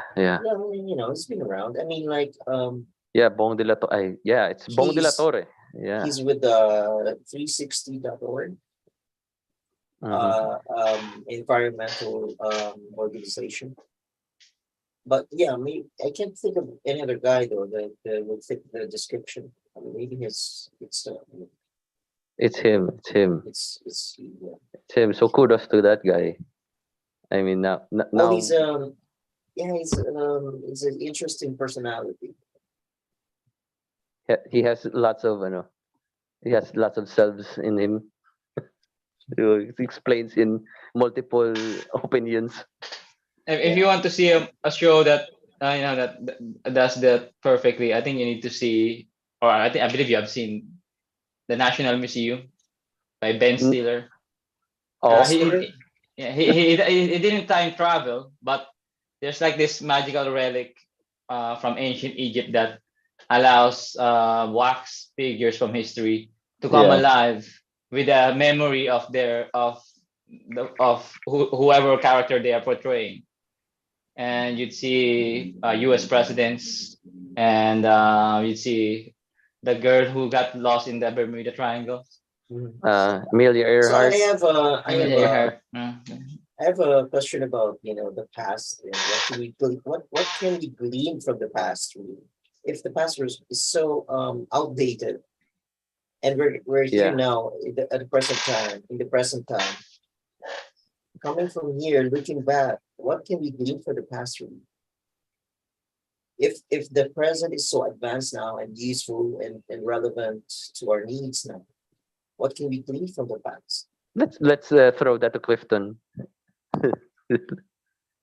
What can we what use is the past for us to us? If Clifton, if you've seen an 80 an American during this during the British colonial times, or I don't know, what can you learn from your ancestor, someone from the past, to you time traveled back, or vice versa, someone time traveled to the future and you interviewed someone from a different time and Krypton's a different culture. Krypton's ancestors were samurai. Didn't you know that? They're Japanese. On one side, yes. Yeah. They would probably say honor is everything, and to die in service of your master and combat is the greatest glory ever. That's What what is they that would called? say. Is that called Bushido or something? Oh, Bushido. Bushido is Yeah. the way of the warrior. Oh. It was a code that they lived by, and you know, they were actually not just warriors. They believed in being well-rounded. Like they would do calligraphy and music, and you know, they would try to do everything to the best of their ability and perfect their art, no matter what it was. But above all, they wanted to. Samurai actually doesn't mean warrior; it means to serve. So they would serve their daimyo, or the shogunate, you know, their master. And it was just a really brutal. I mean, it was relevant to the way they were raised. You know, I would say the one thing to remember is people are a product of their environment. I would say that always Yeah. applies. It's still in Still. the space and time, you know. No matter what, you're shaped by your environment. The people of, you know, ancient times that had no scientific knowledge, they thought all animals and all trees and everything had spirits, and the wolf was, you know, there to guide them, and they believed what was in their environment, you know.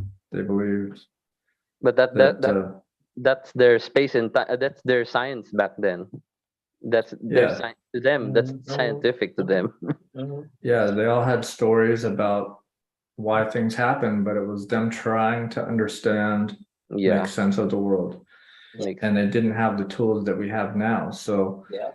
I would say environment shapes behavior, and I'd say a close second would be education, and science is one of the best tools you could possibly have. It's information is power. That's why we're more and more towards an information age, because information powers software in the high-tech world. And look at all the things we can do now because of information. We now know how to do things we never could have dreamed of in the past.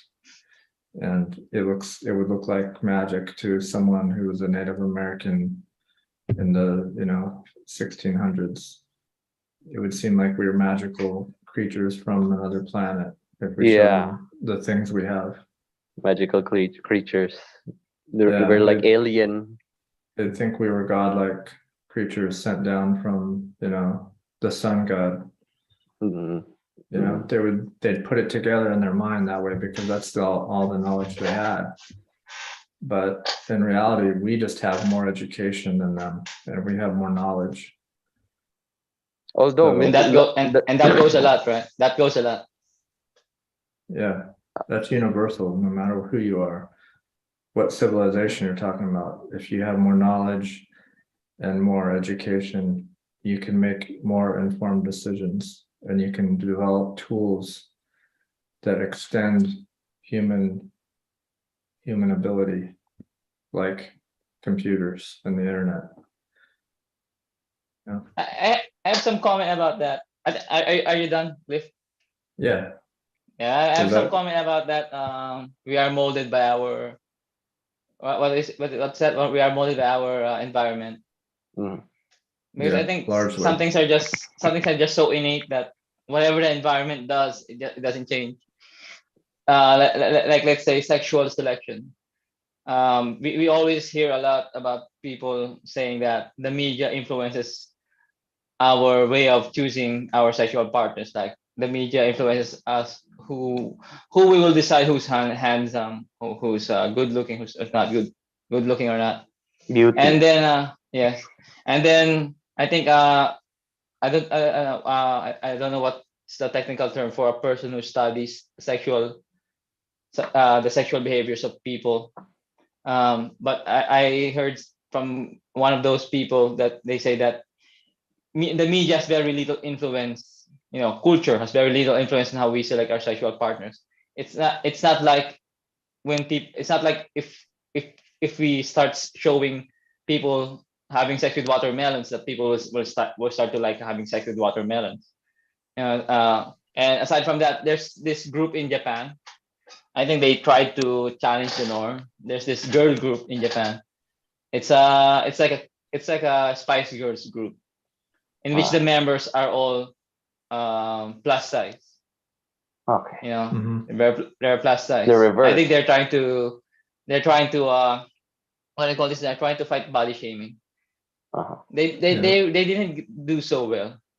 They didn't do so well despite media promotion, despite having so many publicities. It's just despite having a very good music video and great song. They didn't do so well because the people don't sexually they don't react to it very well to that, those people with those kinds of figures. So I think it's not culture. I'm not discounting the fact that culture has something to do with how you are molded as a person. It has a lot to do with it, but I think there are some things that culture culture is helpless to make any change about it. Like sexual selection. Well, it could maybe take a lot of time for But you're for talking about a performing group, not really like sexual partners for hire or something. It's different because some people are still married to plus size bodies, Yeah. because they're looking for them. and there are people who have fetishes for plus size bodies. Yeah. So it's just the entertainment side of things maybe that did change there, because for the longest time people was But mainly you know what that confirms, Stephen? what? That confirms that your choice of sexual partner is not influenced by culture. Maybe Stephen is No, an alien. I'm not saying that. I'm not saying that. It can be No, influenced by you're not saying it, but it confirms it. No. I tend to salivate over the usual, the stereotype, right? But I've had partners before that who were plus size. I mean, like I don't have a certain type, so to speak. No, yeah. But to me, like always, intelligence is attractive. But I'm not saying that all of them were really smart or something or what, but they're smart. But I don't have that. I mean, it's entertainment. Well, but if we're looking at, if we're watching or listening to girl groups, and we're expecting them to be really skinny or sexy and model like, have model-esque figures. Well, look at models and throughout time, look at the influence of culture on that. It's changed. It's changed in my lifetime. I mean, like in the Renaissance, like back in the Renaissance, the people were, ladies were voluptuous, and they were the models for paintings, right? Yeah.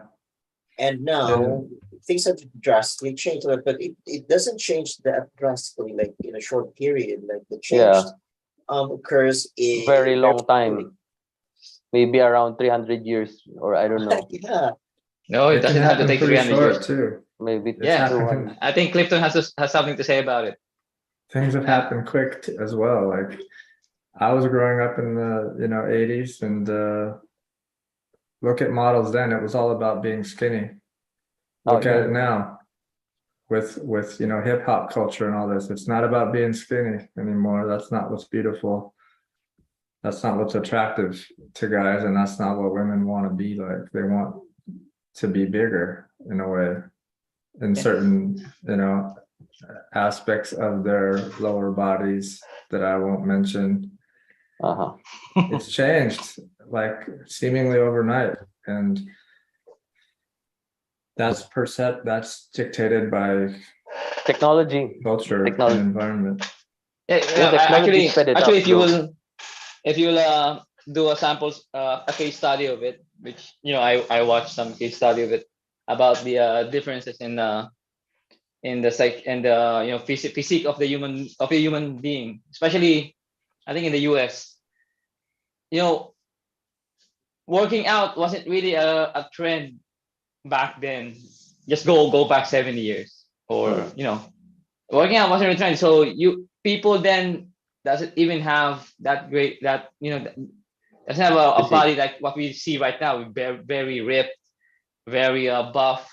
You attend men's what do you call it, men's pageant, and the bodies of men are not what you see, like how you don't see Arnold Schwarzenegger bodies there. You just see guys who do a lot of work. But, Yeah. yeah. What does that mean? Yeah. Construction work, like Yeah. construction work. Construction Yeah, work, like that. But so, and women weren't encouraged to work out then. You know why? Because they do a lot of work in the house. Because women were meant to be people of the household, right? So they Yeah. do a lot of work. That's their exercise. I think this is in the U.S. I believe, Clifton. I'm not so sure if you're familiar with what I'm talking about. In the 50s, right? Women in the U.S. were meant to be people of the household, and they were meant to take care of the house, and that's their exercise. So they're not really encouraged to exercise. And then that changed suddenly by the introduction of like Marilyn Monroe, Betty Page. How do they achieve those bodies? And then the publishing of workout videos for women in the 70s and in the 80s. And it suddenly changed. Home workout became a thing. And then Yeah, now we if got you the will Zumba. yes, right. And if you will look at the pictures back then of common people back then, and then look at the common pictures of people right now in Instagram, even if you look at people who has very little followers, you will see the physical difference, the physiological difference. Yeah. Externally, not really. Our DNA hasn't changed or anything like that, but the physiology has changed a lot because of how culture molded us to behave. Yeah, I think that's one way of saying it. Yeah, I think there is a biological aspect to that though, because I don't think it'll ever be more attractive to have saggy, wrinkly skin and scraggly hair and facial features that don't fit right, or that aren't symmetrical. I think those things Are you are talking pretty about universal. me? No. No, I'm not actually, but there are certain things that I think are pretty constant, but a lot of it is just what is in style now, what are people seeing on Instagram and TV and YouTube videos. It's so influenced by the environment. The It's obvious. physical features don't really change drastically, that fast, It's it's an evolutionary function. So yeah, we can change physical features very fast. You see chihuahuas. Chihuahuas were invented like just how many years? Like that's 30, chihuahuas 50, though, not 30, human 50 years. beings. No, but yeah, even if we say human beings, right? That's how you can manipulate physical changes so easily. Yeah, but you just need to have the right. Technology. Technology did it. The physical aspect there is, I think, like where did I hear this or read this? When you have like huge hips for reproduction, and that's attractive to men, I think. Then they find it in women, then they most probably be Maybe get Nubian attracted to that. clay pots in the early BC. Very Yeah, ancient something like, times. or well, we Yeah. have different preferences, but I don't know. There's no, I don't think there's like a stereotype for what is attractive. But It's while it is a cultural though, you know, because in other cultures when you see those there women with long necks and they're like rings Oh yeah, around their necks, you know. in Brunei. yeah. How was it? Borneo? How was it? Maybe they Or maybe they Myanmar? find it, yeah, maybe they find it beautiful in that culture. Uh, I think But there's an Status. overlap. I think there's an overlap there because yeah, but what I oh no, what I think I know now because they're these tribal people or like kind of not so advanced tribes or yeah, communities or societies. They tend to retain their culture, right? And yeah. it's not so mixed Mm. like the cultures we have. It's mixed, right? Modern. It's modern, and so there's a stereotype in their assessment of beauty. And because you know and in even in our so-called civilized society there are still tribes that try to retain their culture and they dress alike, you know, like they have their costume or something. Hmm. I Yeah. think the Brunei example is a good example of how culture influences what's beautiful, Mm. because there is definitely no biological function of having a longer neck Yeah. in order to increase your survival, right? There's no biological function for that. But having larger hips, having larger breasts, having bigger arms does have a biological function in increasing your survival. Yeah, So yeah. I think that's where the Tools. overlap is. I think that's where the overlap is. Exercising, working out became a fad, or maybe not even a fad. It's still ongoing. Became something like a in, culturally enticing thing to do Yeah, because it increases the biological features that you need in order to better your chances at giving birth, better your health. chances at having a longer life. You Yeah, know, longer life meaning you can take care of your children more, yeah. longer, right? But That's it. having a longer neck has no practical benefit at all. I think that's one of the best examples of how culture influences what's beautiful. Same with tunnels. Yeah. Tunnel with the ear and Or jewelry. and tattoos, you know, on the Or you can face. hang your bag there. Uh, You Yeah. can hang your belongings there. What makes you think that has no put function? bag. Put a Well, bag here. it's a tribal. Like, so many other things to consider regarding beauty. You know, there's no particular like there's no one Put particular kind a of beauty. piercing here between the nose. So And what's attractive to you could be ugly to me. That's just it, you know. Yeah, and it's individual too, like Mhm. Fresco's talked about it. Like if you date somebody and they're attractive looking to you, but then they turn out to be a really rotten person, then they don't look Yeah. attractive to you anymore. You know? And when you see a similar feature in other people, you are, you know, just Yeah. Yeah. you And Actually, are there's a good example of that. There's a show here in the Philippines. I don't know what show that is, but they took a bunch of they took three, not bunch, like I think three guys, I believe, or four. Okay. I'm just gonna describe the show as how I remember it. They took a few guys from an island, Mm. you know, that in which we're here in the Philippines, okay, from an island here in the Philippines, which most of the people have never seen anything else outside of that island. Now, have never even tasted ice cream. So they took out a few guys with Solène Yousaf. If you don't know, Solène Yousaf is a French Filipino supermodel. Yeah, I think I remember. I think Kristen might even have heard of her. She's not just famous here in the Philippines. what is it? Then What's the name? Solène Yousaf, How do you spell that? SOLEN ENN. HEUSAFF HEUS. SA AFF. double F. Yeah. Sullivan Yusuf. Yeah. Yes, that's right. Okay, I was just doing a Google search. I haven't heard of her. For educational reasons, right? Of course. Yeah.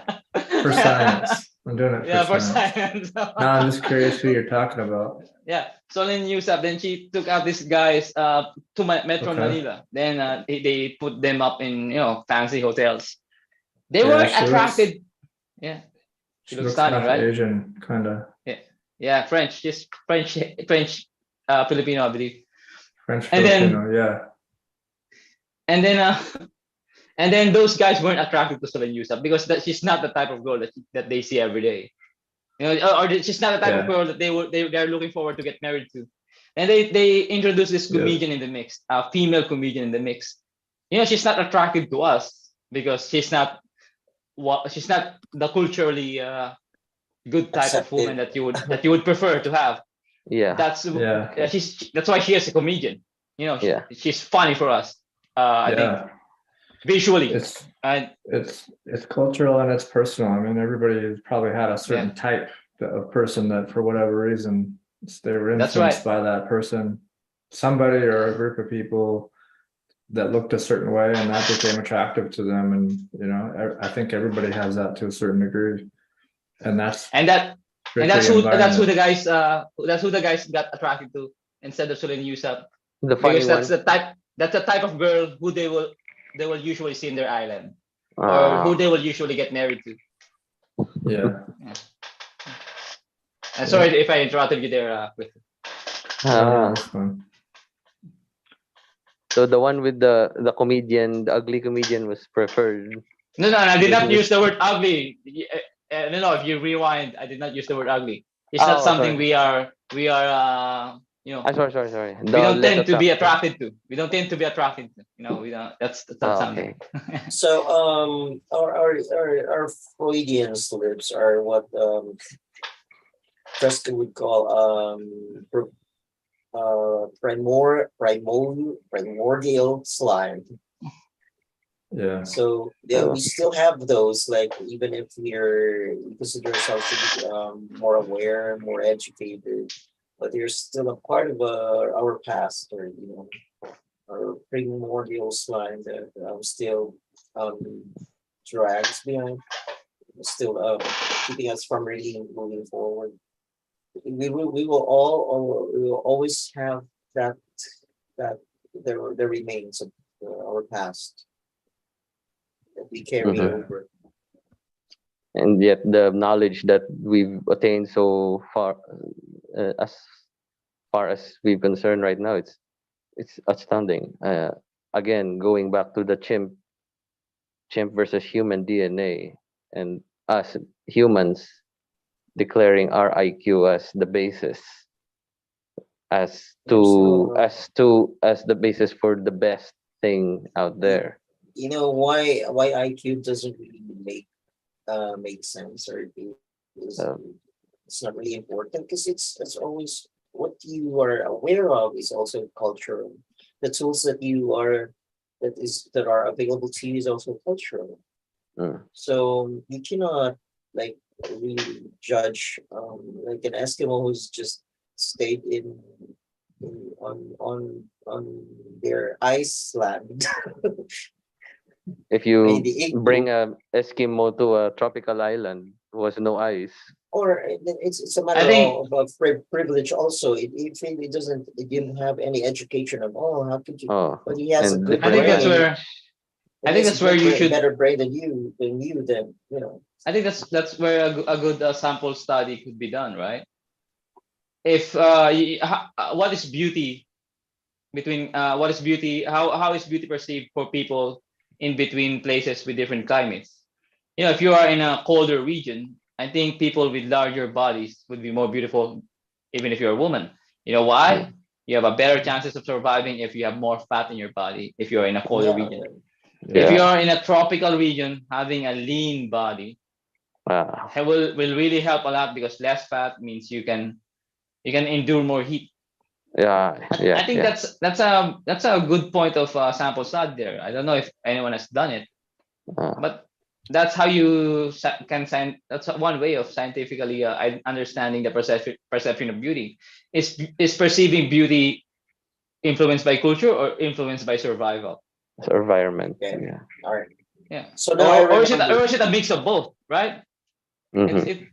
You know, we need to be open of how it will be. We need to be open to the fact of how it will be understood. We need to stop pretending that there is an underlying meaning to it. I'm sorry. We need to stop pretending that there's already an answer to it before we can even know what it is. Mm. But we can hypothesize, you know. Yeah, that's all we can do, and that's what actually what we are doing. Less of what hypothesizing here. We're just I know being a Marites. I don't know Yeah, if we can Clifton can get that reference. we can make educated guesses or assumptions at this point. Of course, based on America, United States, in Clifton's country, I think there's a span of climates there with different states and different America. Yeah, Actually, that could American be a good countries. question for Clifton. Clifton, Yeah, Alaska our is part of the U.S. our It's in the our same state. our voluptuous women uglier in California and more beautiful in Alaska. Yeah, in New York, in New York. in New York. I think in Alaska, the men would feel lucky just to find a woman up there. You know, there's not a whole lot of them because you got to be kind of crazy to live in Alaska. It's got a lot of extreme people there, you know, because people don't want to live in the cold. So Yeah. lots of lumberjack type of men that work in fisheries and hunt and stuff like that, and not a whole lot of women. But So that environment alone of a difference compared to a New Yorker or a guy from Florida, right? yeah, So different. yeah, the United States has its own range of different cultures because if you go to, you know, San Francisco and then you go to Arkansas, it's a culture shock. Mhm. You know, going from the northwest to the southeast is a big difference. They say that I even heard that. in the East Coast I it's even heard that. different. The East Coast guys are are not kind but are not nice but are kind people, like the guys from New York. Mhm. And the guys from the West Coast, the Californians, are nice people but aren't kind. Like the guys from the US, from the East Coast, the New Yorkers are Yeah, very rude to you. But if you have a broken tire or something, they'll change and fix it to you. But in a very rude voice, they're gonna help with you anyway. Whilst the guys in yeah, California, in the West Coast, they're very nice to you. Oh, I'm sorry. I'm so sorry for what happened to your car. They're gonna empathize with you, but I can't do anything about it. So bye bye. I'm gonna leave you. yeah. Is that true? Is that a stereotype there? Is that true? I mean that's a broad stereotype, but stereotypes have an element of truth or they wouldn't be there. Yeah, that's So true. yeah, I mean if you go to the Northeast, to Philadelphia and New York, they talk different, they act different, they have a different accent. And yeah, they are perceived as being rude, especially in the South here where I'm at, you know. They Oh. talk, they're busy, they're fast, they want, what do you need? What do you want? What is it? You know, they're, Oh. come on, hurry up, hurry up. And it's just a fast paced, they don't have time for pleasantries. But if there's, you know, someone in despair and they're being beat up or something, or they're stuck on the road, yeah, they'll be like, they'll jump right in there and help them out, but they'll do it in their own Very way helpful. because, yeah, like they'll stand up for people and stuff like that. They're just a different culture that's directly from their environment. Their brother was like that, their dad was like that, all their friends were like that. Why would they not be like that? You know what I mean? I guess the development of the U.S. really came from the East, right? From United States. That like it's first from Yeah. the first U.S. colonies were from the East, and then they migrated to the Yeah. West. Everything went lazy and laid back. Yeah, they all came to New York and the East Coast, and they were hustling and having to survive, and yeah. they had this immigrant mentality. Mm. Yeah, And actually, I've heard that, you know, when in New York, you know, I've heard or I've watched, I've read, uh, you know, you can see, you can be in a very different place culturally just by a block away. Yeah, you can go to Chinatown and the Bronx. It's a very different culture. Yeah. Yeah. Yeah, there's some tough neighborhoods over there and they're kind of segregated. They have their own, there's a Jewish district and there's an Italian one in New York and they have their neighborhoods, but it's very You- diverse.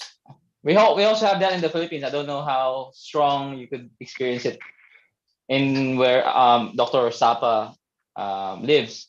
But I think Stephen will acknowledge this, that when you go to Quiapo and you go, or not, you don't even need to go to Quiapo.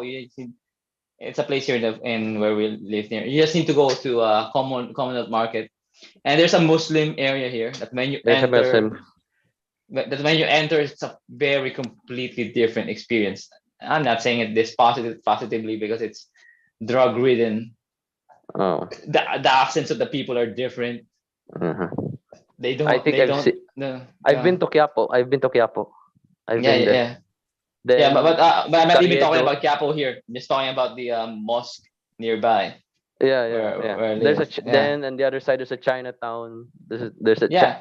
there's a Chinese community and there's a Muslim community.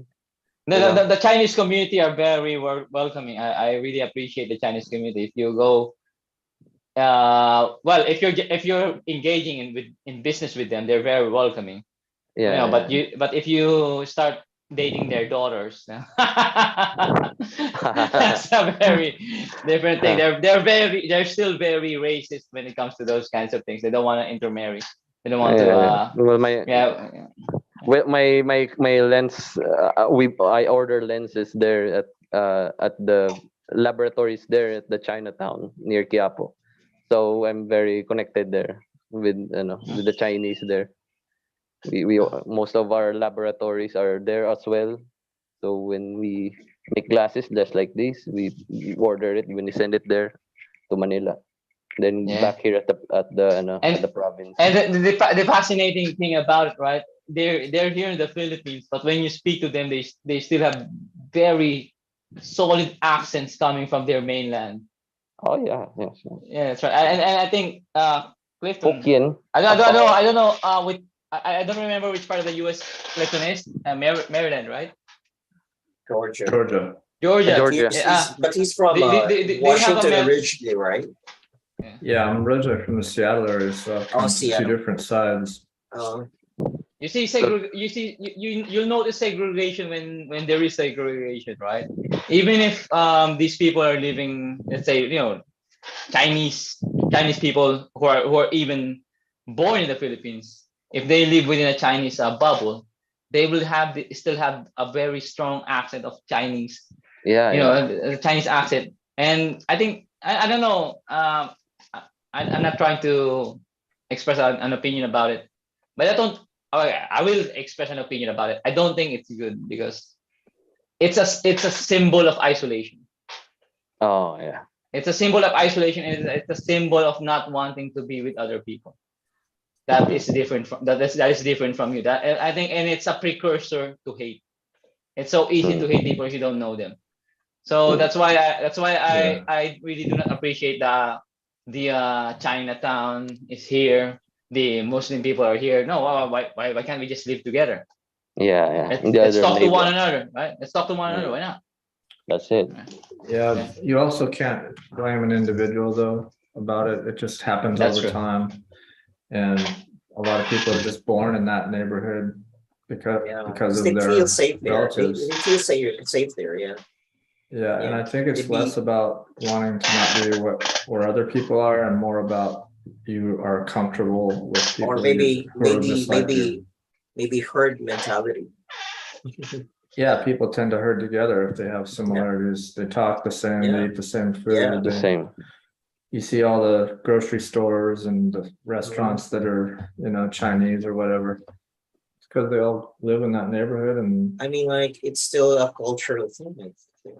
Yeah, Yeah. that's true. I It's actually environment. did something here in Metro Manila when I still didn't have a girlfriend. I was so drunk. You know what I did? I went to this Korean neighbor. It's a Korean neighborhood. There's so many Koreans there. I went into I just checked out the place. There's so many Korean stores. I started talking to Koreans, and uh, they will talk to you, but you feel the prejudice, even though if they don't have to express it, but the prejudice is Yeah. there. I think that's the main problem of isolationism. So There. you're the odd guy Yeah, you're infiltrating there. But There's I a do stranger. understand, and I do understand why they feel why they feel what do you call this uncomfortable with me because I'm drunk. That's perfectly Oh, yeah. that's perfectly normal. I think they should really feel uncomfortable because I'm drunk, but I don't think they feel uncomfortable because I'm drunk. I think they feel uncomfortable because what is this guy doing here? Because you're drunk and you're Yeah. not looking like them. You're being obnoxious, baby.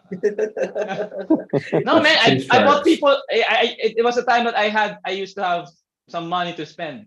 I No, bought but all the guys noodles there, like Korean okay. noodles. But I then went you to were just so you're what you maybe call maybe it. they think that I'm a racist because I'm a Korean. You bought me noodles.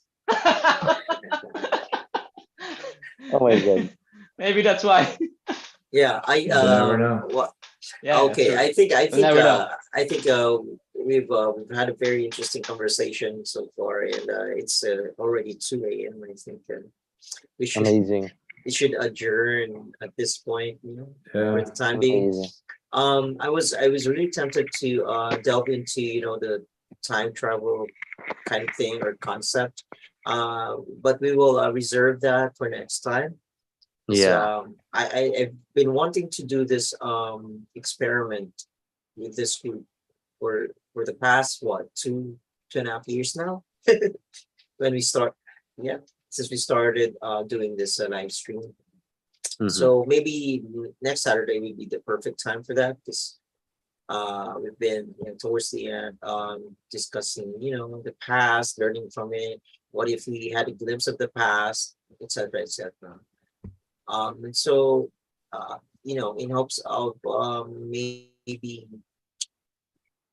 showing how the mechanistic world, or what it's like in terms of the basic things that we already are familiar with, but tend to ignore or miss out on, really. So yeah, let's do that the next Saturday. So I thank you for your time, all of you. It's Yeah, so thanks nice to for be doing it. having this conversation with you guys again. Dr. Yeah. Sapa. It's nice to have 4 people instead of just me and Steven talking. Yeah. Yeah. I mean, like we became so animated towards the end there, but I have to. That was Yeah. good. It was It's fun. good to have you there. Yeah. Yeah. One day I'm gonna visit Philippines. We're gonna have to all hang out. Oh Yeah, of Wow. course, man. Wow. Of course. But we Eat will some have to. lumpia. We'll have to. Well, the Dr. Almerson will have to fly in from their island. I have to swim Man, to Manila.